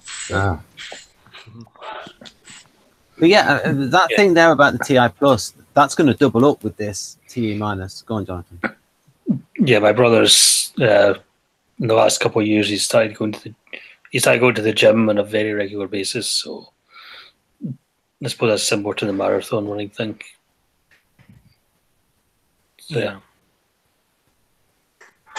yeah. When I took a course in college, I had a classmate who is INFP, and he was always trying to take care of us in a lot of ways. And for instance, he would print out some pages from textbooks he found online, like using his intuitive qualities. And it's also it's also about the TE they have. Yeah, it also could be. Maria once said about a 9 that she will do research for people. So maybe a 9 INFP will also do research for people, and also in this area that launcher with the SI minus and having high information for it. All the SI stuff: internal bodily harmony, health, nutrition, minimizing discomfort. Yeah, there's something too about duty to the organization. So like I remember just being part of a social basically a volunteering group, and I think it was the FI types that if there's a lot of these, if we have a sign-up sheet and people have to sit at the table to raise money for something, and there's a lot of missing spots, the INFPs will fill them up. Like we'll try to fill up the spots. Like there's a sense of like duty or obligation there. Oh, so is it that? Do you mean that they'll only do it if they see them vacant, but if they won't be the first to do it? Like they'll sign up, but they won't be the first to sign up. Is that what you're saying? No, not really. I think like if there's a vacancy, we might feel bad about that. There's a vacancy there, so they want to fill it up. Yeah. Okay. it was maybe slightly something sexist, which is that sixes, especially social sixes, they will not want to take the lead, but if they think that the leader isn't doing their job, or if no one else is doing it, then they'll take that position. Okay. And there's a voluntary aspect to that as well. Another thing is, do you think that INFPs are prone to activism or marching for causes and that sort of thing? Or getting involved in social activism?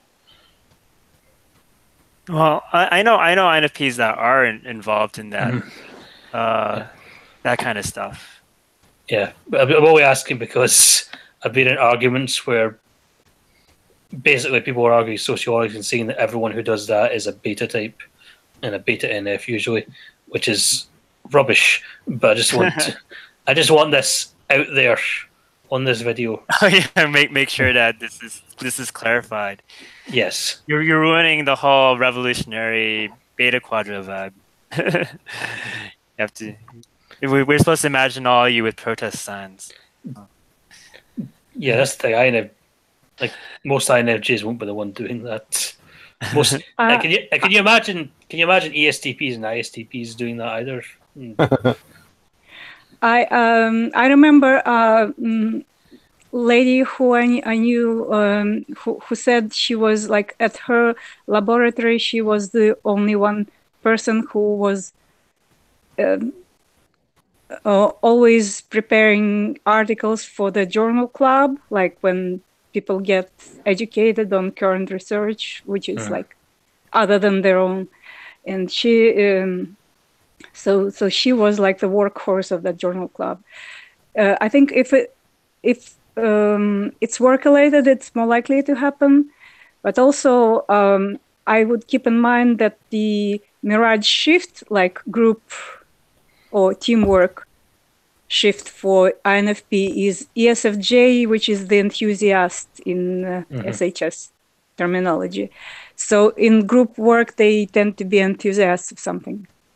Yeah, so mirage shift can be seen by position 8 to position 7, position 8 being FE, position 7 being SE, and FE SE is the social mission block of ESFJ. That's also a good segue into the next section. Yes, very good, Jonathan. We need to. So then, Leon, you said you had something to say about the break position or halt position. Oh yeah. So I mean, what I read is that for the cognitive group that was it ESFPs, ISTPs, and INFPs belong to, what we do is we try to meet the very basics of SC expectations, but otherwise try to avoid it or try to prepare for the polar use beforehand. So in case we have to use a polar function, kind of get ready for those situations beforehand so that we actually don't have to use the polar. I think that's what I wanted to say. There's always a lot of anxiety around being pushed to do something, or if I want someone to do something, like it's hard to say, oh, why don't you do this thing? Because it's easier to present options to other people. Ah, that's a good thing there. About directive versus informer. Well, you said for you, it's easier to give options. Yeah, it's easier to inform. It's not easy to assert yourself. Right. For sure. Yeah. And so would you say in your interaction style that you're accommodating a lot of the time? Yeah, I'd say I could be accommodating, but it's also like maybe it's good for INFP to learn how to speak up sometimes, because it says at the end, the kindness is sometimes abused. It's like, we might have feelings about that, like if someone's like taking up our time talking and not having a two-way conversation, or I think it's easy for people to abuse that kind of kindness. But we still have it in the back of our head, but it's hard to say, oh, why don't you stop? And if someone does ask for a request, and I'd want to go along with it, or not really want, but I just go along with it. So, Jonathan, how do you think INFJs compare with that? When do you think they get directive? It's funny because I think my brother's more directive than I am. And he's my little brother as well, so that's kind of more annoying. Yeah. Well, I can be directed with him, and he can direct with me, depending on the circumstances. Right. He's also taller and stronger than me, so that may just be me. How's he outside of family? Like, is he directive outside? Well, I'm not sure much. I'm not sure I've observed that much outside the family, but I know he's travelled quite a bit. He's travelled to America for a while. He's travelled to Iceland for about a year, and he's currently in England doing all kinds of jobs and doing administrative sort of work. So, yeah, I'm saying he's more directive with me. Okay. Like I guess their SC is more comfortable with people who also have weak SE. Do you think he's got a little bit of ESTJ in him, your brother? Yes, there is a wee bit of it. Yeah. Do you mind if I say something? No, go be my guest. Yeah, I was worried that I'm interrupting. I've been when I worked at medical center, there was an INFP like former grad student who was hired to take care of departmental needs, and he was just starting his job. And at some point, he was like emailing everybody about something that had to be done. And then he got really, really upset because nobody was really responding to his messages. And I think people just kind of read the information and took it into account, but they didn't respond. So he was like expecting them to respond, to say something right away. And he went into his control FE and started like sending emails with all caps and red letters and stuff like that. And I was wondering what I would do in his place. And first of all, I probably wouldn't be upset because I remember ignoring emails just like everybody, all those Chinese folks in the lab did, because they seemed to just be busy and ignore the social side of the interaction. Just read it as something that was supposed to be read and not really responded to. So I probably wouldn't be upset, but if I really needed the response, I would kind of let everybody know what would happen if I don't get the responses. Yeah. Like, okay. Or forward that email to somebody who would get their attention. Or like being a social, I would probably go door to door and talk to just people in charge. But instead of just feeling hurt like that. Yeah. Because I think INFP are very clever, but they're more straightforward than INFJ are. Yeah. They expect things to be right, certain way. Yeah. I wouldn't. Sorry. Okay, I wouldn't say my brother would send angry emails like that, but I've seen other INFPs, so I could definitely see reacting in such a way.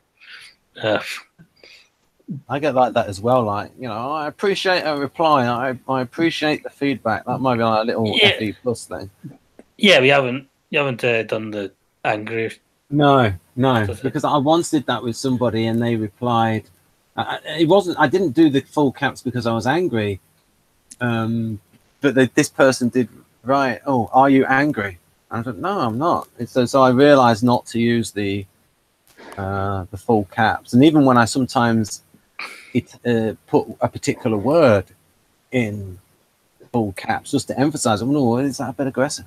So I say, like, when Maria was talking about, it's like when they said with someone with SE polar starts to get pushy, but in a natural way, at least what appears to others to be a natural way, or is that right? It's like this is what you mean by it being all or nothing. yeah, I once described the scenario to Sanu. She described it. I wouldn't.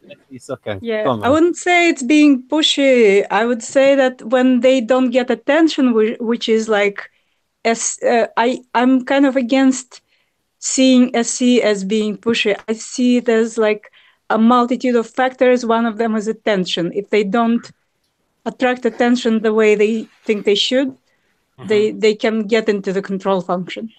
And I think you mentioned before about mirror shift, and ESFJ does want the attention of it. They want that positive feedback. Yeah, well, if people are not comfortable in the realm of their creative function, they may get major issues. That they can like get depressed or something, like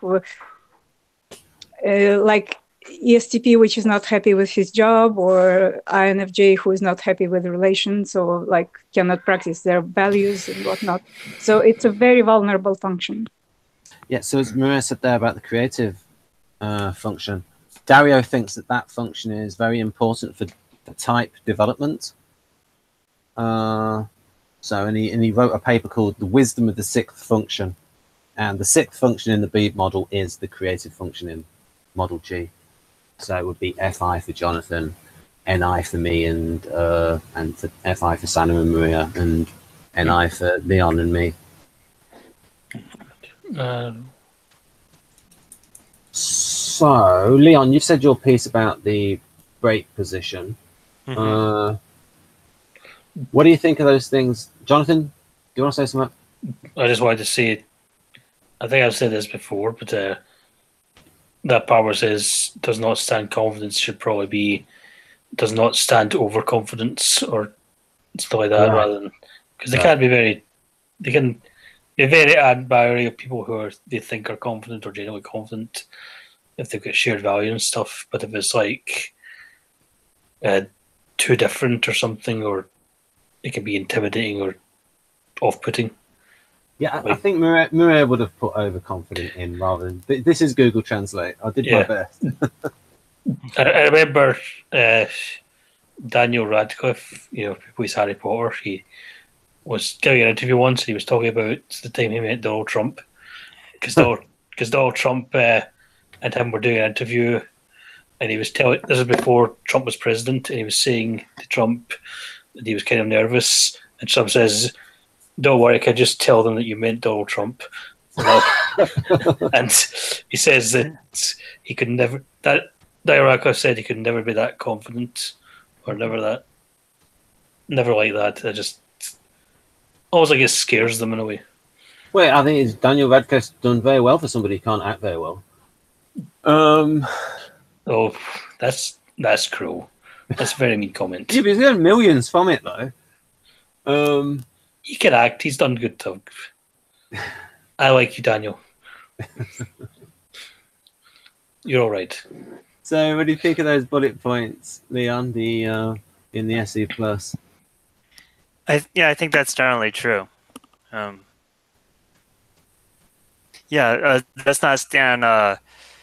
Does not stand confidence. This is stand. If people show, I guess, almost like showing off in a way. Like I don't know. I think that's how I would look at it. Are they usually the qualities of ESTP that you dislike? Well, they're they could be like very friendly. So that's a good thing. Like not exactly watching what they're saying. Like they could say things. It's kind of a mixture of FI, polar SC, and SC, Right. where they this kind of lacking understanding of basic decency. So when they express themselves, they could come off as maybe a bit boorish. Just a touch. Yeah. Yeah, that's the SE break view on them. So, Jonathan, could you say, does your brother have like little elements of this? Is it less so? Then after you mentioned that, you could like Enneagram variations. I would say less so. Yeah. And again, you could see. I'm sure you could say that that's the Glasgow thing. We actually lived 40 miles out of Glasgow, but apparently this is still Glasgow to you.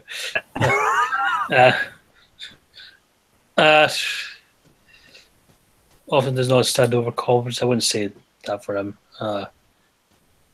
Impressionable and vulnerable. He has that side to him, but not so much. Cannot put pressure on people. Again, I think in regards to me, he can. With other people, maybe less so. Like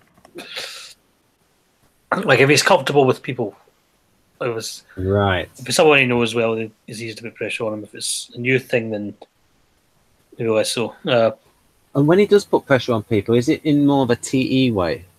Yes. Because he wants someone to do something, not throwing his weight around. Yes, that would be a good way.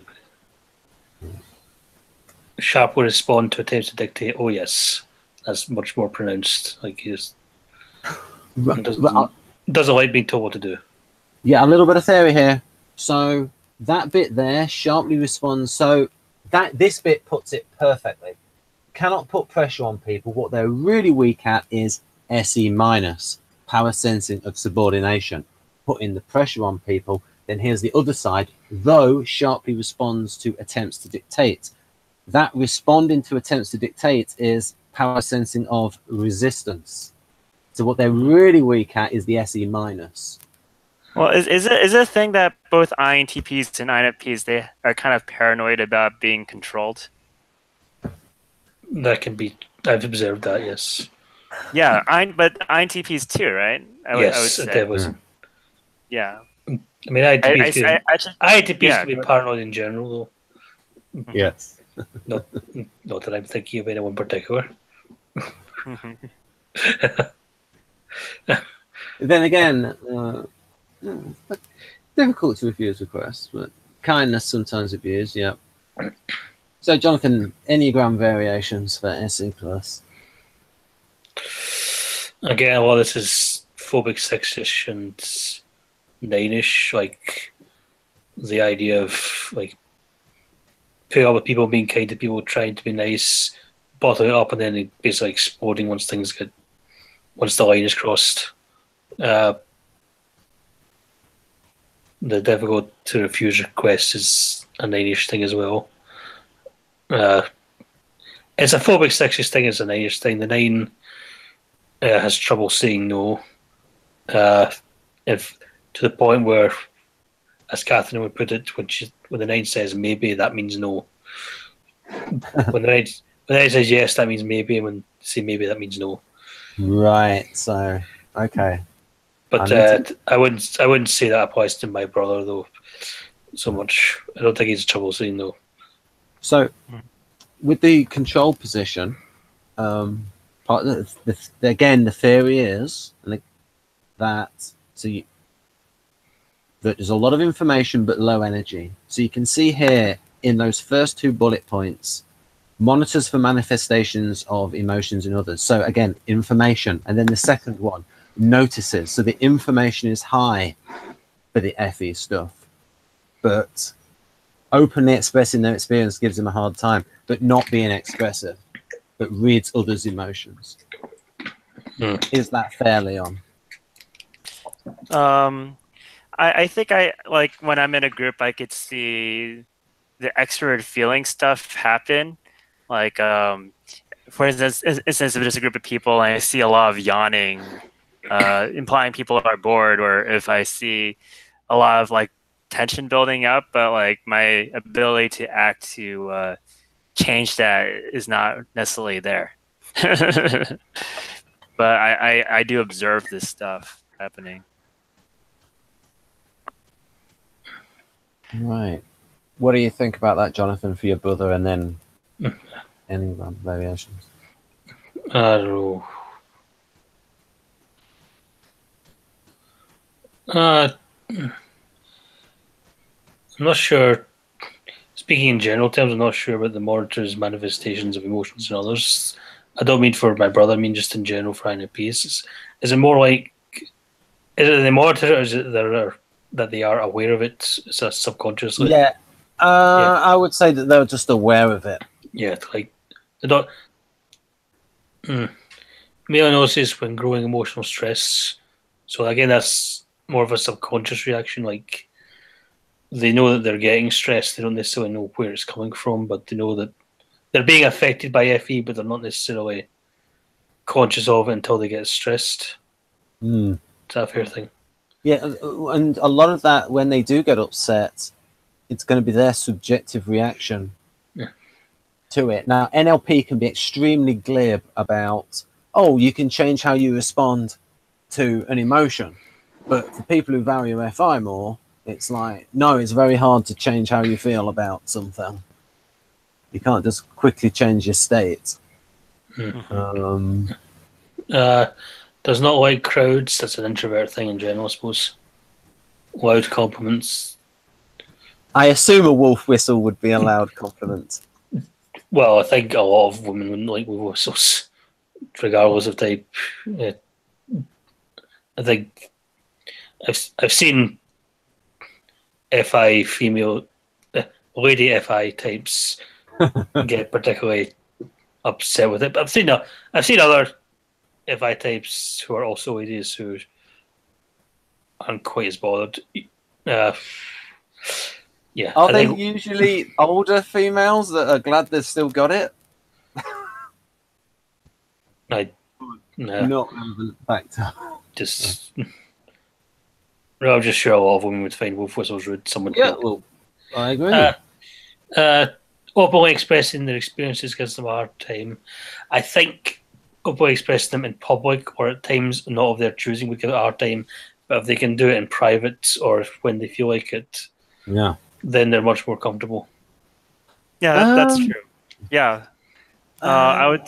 Yeah, go on. Yeah, I would say that's true. So like, if people are asking me about questions about me, I do find it very hard to respond back. It's like my brain draws a blank or I get stuck. It's easier for me to ask people questions about them unless it's specifically set up. So I'll be sharing my own experience. They could also get upset if they are expressing their feelings to someone and the person is indifferent or not. Like for them, it's probably more when they express themselves. It can be quite important. It can mean a lot. So if they're not getting the feedback they like, that can be upsetting. I'll also say, like, there's times when I'm around. We've got a big family, so there's a lot of children there, and when I'm around children, I get quite sevenish. And my brother doesn't always like that, especially if it's in public. It's just like if it's really embarrassing, or probably to go all super FE.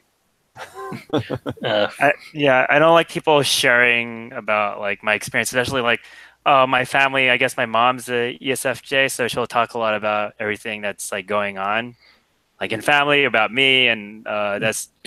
I have a strong sense of like what is private. Yes, that's why I really hope my brother, if you're watching, I haven't said too much to upset you. I hope I've kept it private enough. It's okay. Jonathan is an INFJ. Yeah.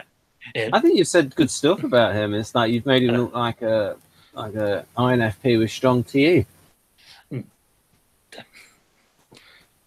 Yeah, I totally understand that thing, but I wouldn't like it. say things about it. There was a thing earlier in the year where I was kind of sitting on something for a very long time, and he gave the impression that he wasn't bothered by it, so I said it, and then I think he might have been a bit annoyed by it, me saying it, and so sometime later he reported out something I did a while back, and I begged him not to, and he said, "No, I'm going to." I think that may have been retaliation. Right. So now we've gone through it again, Jonathan. What is your new opinion of this particular profile? FI plus is bad, but the rest is okay. Some things should be moved around slightly, I think. Yeah. I think fan of technology should be in NE plus. Now here's a little secret. I actually moved around a couple of things in the INTP profile. Like when it was a bit like, in order to answer a question, briefly enters a brief trance. I thought that shouldn't be in the NE. I'll move that to the NI. And then there was a bit in the NI section that says finds connections between fields which are wide apart. And I thought, okay, I'll move that to the NE out of the NI section. Interesting. Okay. But those are the only ones that that's the only one that I've moved around. Another thing I would say about the SE polar is that it's INTPs and INFPs they kind of have a weak energy field. Yeah. Like when you see them, they don't have a very strong presence. And when it says vulnerable, they do look kind of very edgy in their environment, for sure. Unless they're on their territory, and even then, the energy is more of an NE kind of energy, not SE at all. Right. I've seen INFPs who have that kind of don't dominate who have that sort of passive side, who are not so dominant. I've seen INFPs who are more dominant, who are more assertive, who definitely do have a presence. That can be. I mean, one of the people I'm thinking of is quite tall, so that's part of it. Yes, that helps. Yes, that helps. But they also dress in a particular way. So. Yeah, I mean, this is one of the things with the break function. It's like, especially if you think they're six-ish, and they can have like some counterphobic traits, and maybe like to overcompensate for the weakness in SE, they can do things like self-defense, things like that, just in order to feel a little bit more confident in those situations. In that if it ever did get violent, they could stand up for themselves. Yeah. That's why I'm currently learning how to play dodgeball. It's like you guys haven't played this since you were kids, right? But I'm playing dodgeball right now. It's to work on SC, just to see have an idea. It's hard when you have like the SC in a position that I have it. You can't see where the ball is coming from. See, I've actually seen. I played video games with my brother, and he will kick my ass every time. Even if it's like, if it's like a fighting game and beating him up, I can defeat him. But if it's like a shooting game, a show up sort of thing, then he will just destroy me every time. Wow! So he's actually quite good. So I'd like to ask Sana, because Sana has very carefully looked at INFP and IEI and E.I.I. So what do you think of this profile, Sana? That's a very wide and vague question. Any specifics? Is it any good? I think it's decent. It's not perfect, but how do you think that this profile differs from the MBTI version of INFP? Well, the FI is different, has a different focus, as we have discussed before. Yep.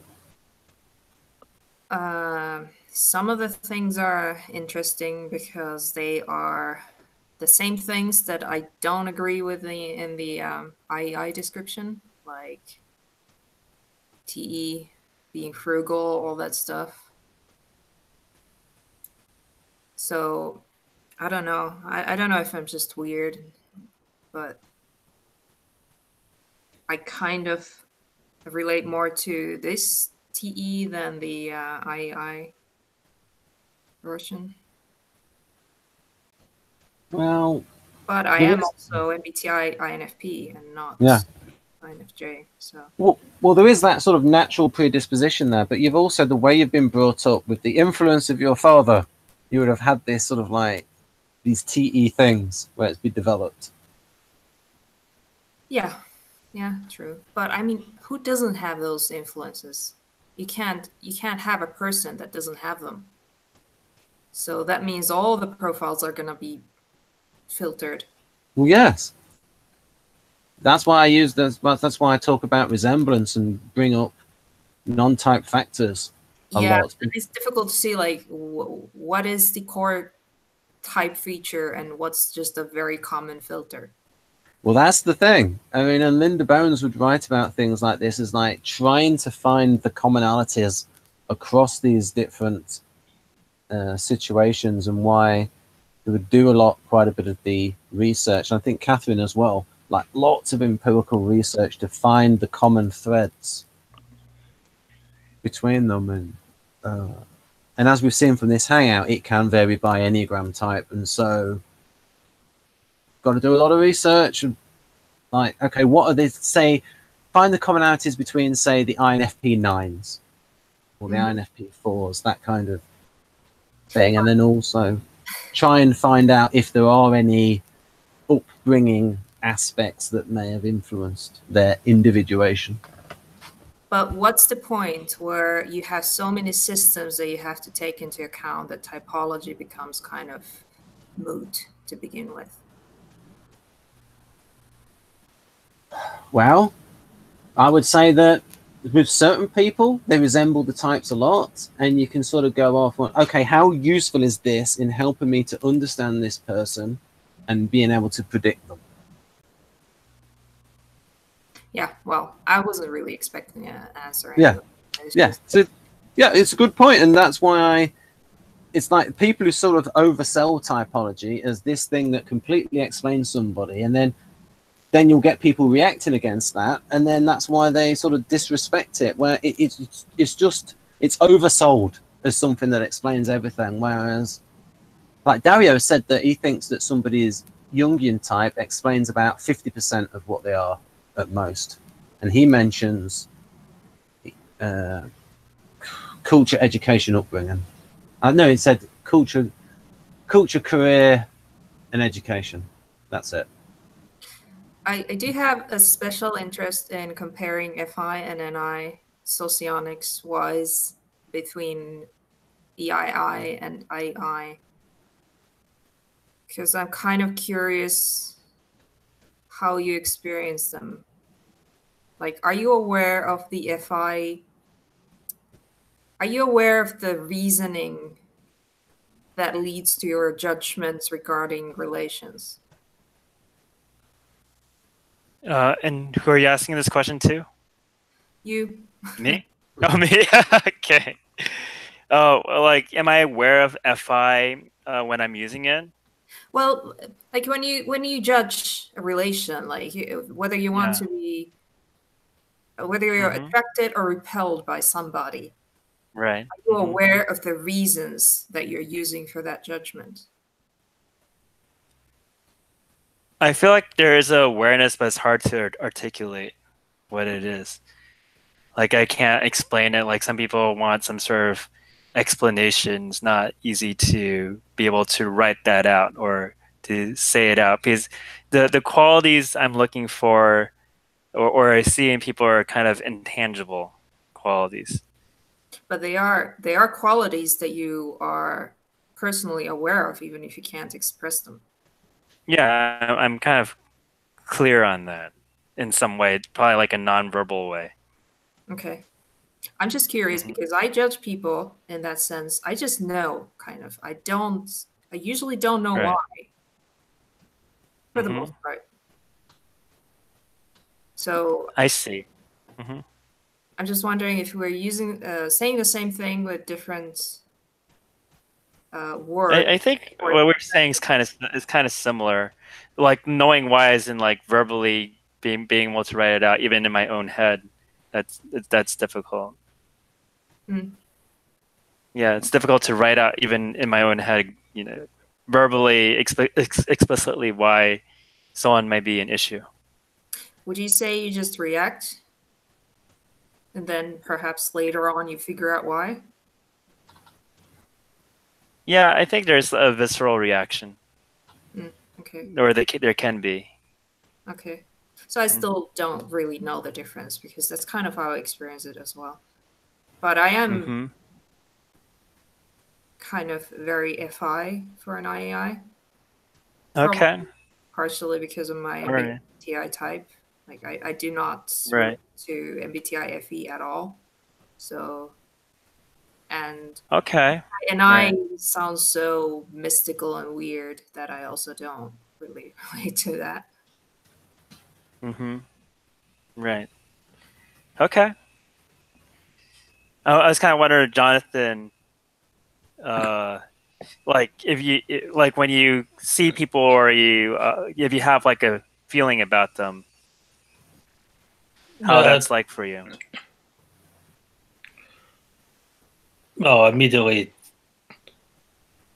I can usually immediately tell how I feel about someone, but I'll ignore it in a sense. Like I'll give them a chance, or I'll listen to them, or maybe I'll judge myself for it. Like benefit of the doubt sort of thing. It will bother me if people are too hasty in their, not too hasty in their judgments, but put too much stock in their judgments, like or not polite enough to give people the chance, or not empathize with them enough. My idea of empathy is more seeing people's points of view and understanding where they are coming from, sort of thing. Whereas I've seen a lot of people who will talk a lot about empathy but not really demonstrate it as much in the way I mean it. Well, that's cognitive empathy, I think. Yes. Emotional empathy is when you literally just feel. Emotional empathy is more like you're relating it to yourself. How would I feel in that situation, or how did I feel in that situation if I had something similar happen to me? It's more about how you relate to people. As cognitive empathy is more paying attention to what you think people are objectively feeling. But if you're in an environment where there is an emotional charge, do you feel it in? Oh yes, okay. I definitely feel. I feel like a sponge for other people's emotions. So I would say that all INFs have strong emotional empathy and cognitive empathy. It's just a matter of preference. So FE is a bit more cognitive, FI is a bit more emotional. But if you're an NF, you're strong with both. So, well, at least you're potentially strong, because it's going to be what you're kind of.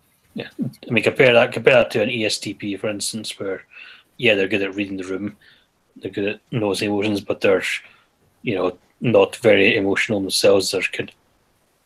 They're not the relating type.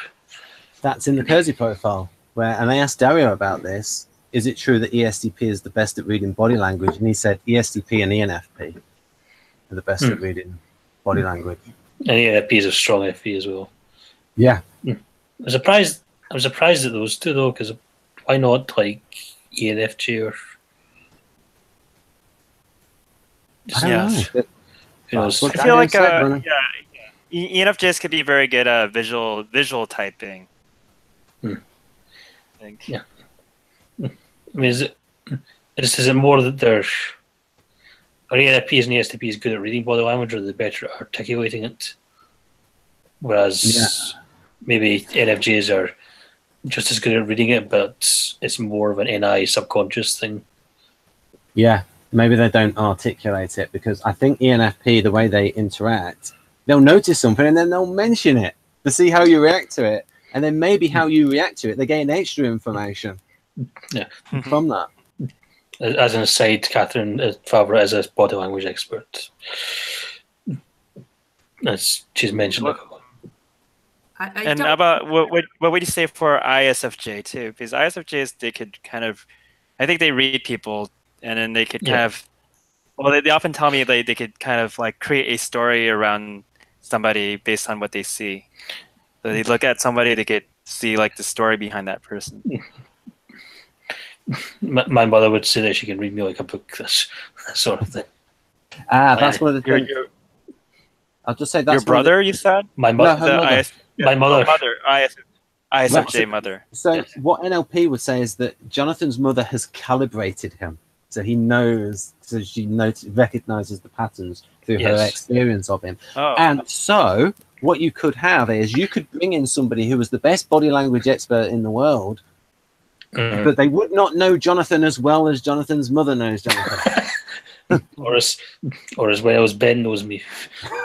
Because even slight mannerisms, and he knows if I want to ask a question or if I want to leave or whatever. I've turned him into a better ISFJ. Me into a better ISFJ. That's interesting. I don't mind that. You're turning into a mother. You completely seem like an ISFJ now. Yeah. I'm happy with From that. like when I think it's great when I look like other types because it means I've got a bit more to me. Right then, so we can probably wind up now and we can talk a bit off air. So is there anything else? Sana, I think you had something to say. Well, yeah, I was going to point out that I don't consciously ever read body language. I must be doing it unconsciously, but I'm never aware of it. Like, I don't even necessarily look at people when I'm interacting.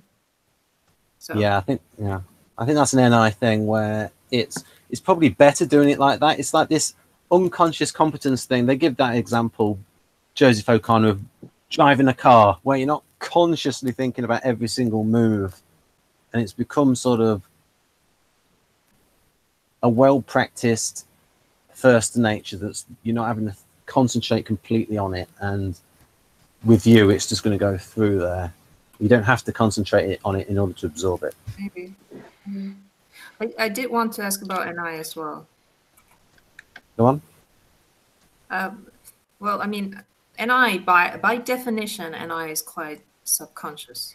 But I'm just wondering, how do you experience it? How do you notice NI in yourself? Me? No.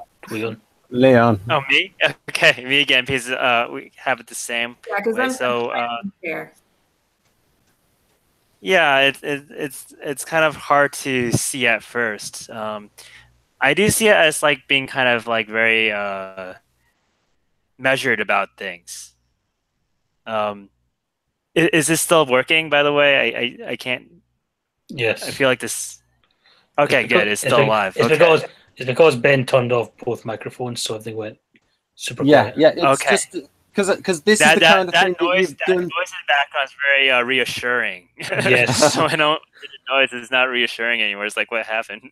Yeah. Yeah, it's like because you because you've done videos in the past now where you've talked a little bit about how INFP uses NI. So Yeah. if you say a bit more. Well, I mean, I feel like when you look at somebody, their sixth function is kind of very apparent, at least to the other person. I do think I kind of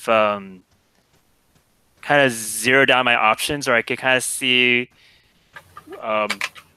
where things are headed, or when things need to stop, or kind of like all these kind of timing issues related. But when they said it's kind of done privately, like NI kind of stuff, yeah, it is. I kind of prefer to kind of think about that stuff on my own and not really try to share it. Like I know, like, Sorry. yeah, go ahead. No, I was just gonna ask if Ben can tell the difference between What? our NI usage. Oh, well, what I gained from Sana is that you pretty much leave it as a background process. You don't try and second guess it as much, whereas INTP and INFP, we really try and think about it, try to get at it, try to rationalize it, whereas I think for the NI DOMs is their aim is not to do that. not to try. So it's that difference between perceiving and judging. Do you see a difference in how we communicate NI topics?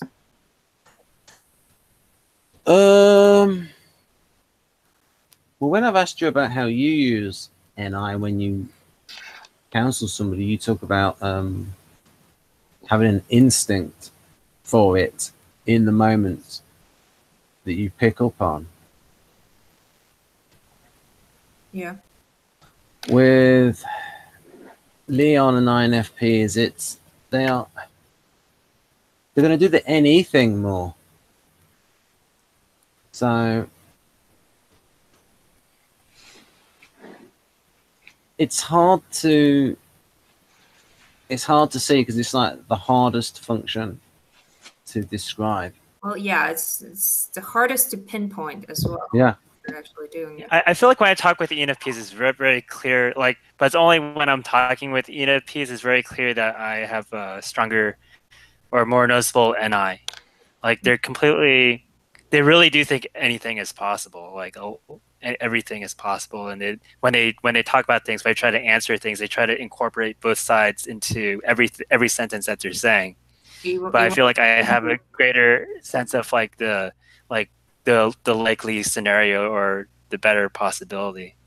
So they don't care about what's more likely. It's just kind of all equal. Yeah, it's like they ignore that, or I wouldn't have that sense. I wouldn't say they don't care at all. It's depending on ENFP, but they're more open to it than INFPs, relatively speaking. Mm. Mm-hmm. It does depend on what the issue is, of course. So Leon mentioned the 6th function, and so he was referring to a different 8 function model. He was referring to the Beeb model, where you just have it, you just write the MBTI 4 function stacked across the top, and then mirror it across the bottom. So this would be in position 2 in Model G, the NI. Right.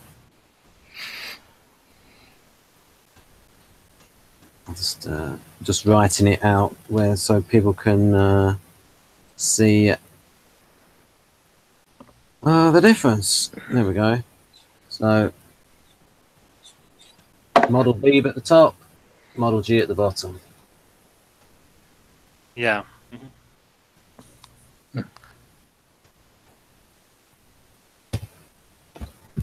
Right. Sana put me on the spot there with a super tough question. I try. Mm-hmm. Do you think this is a good point to kind of close up? Yep. We could stop and then talk a little bit off air. So for viewers, this is the end of it. I'll press stop now. Bye to our guests, Jonathan and Leon, who's from the channel Type Tips. Very good channel.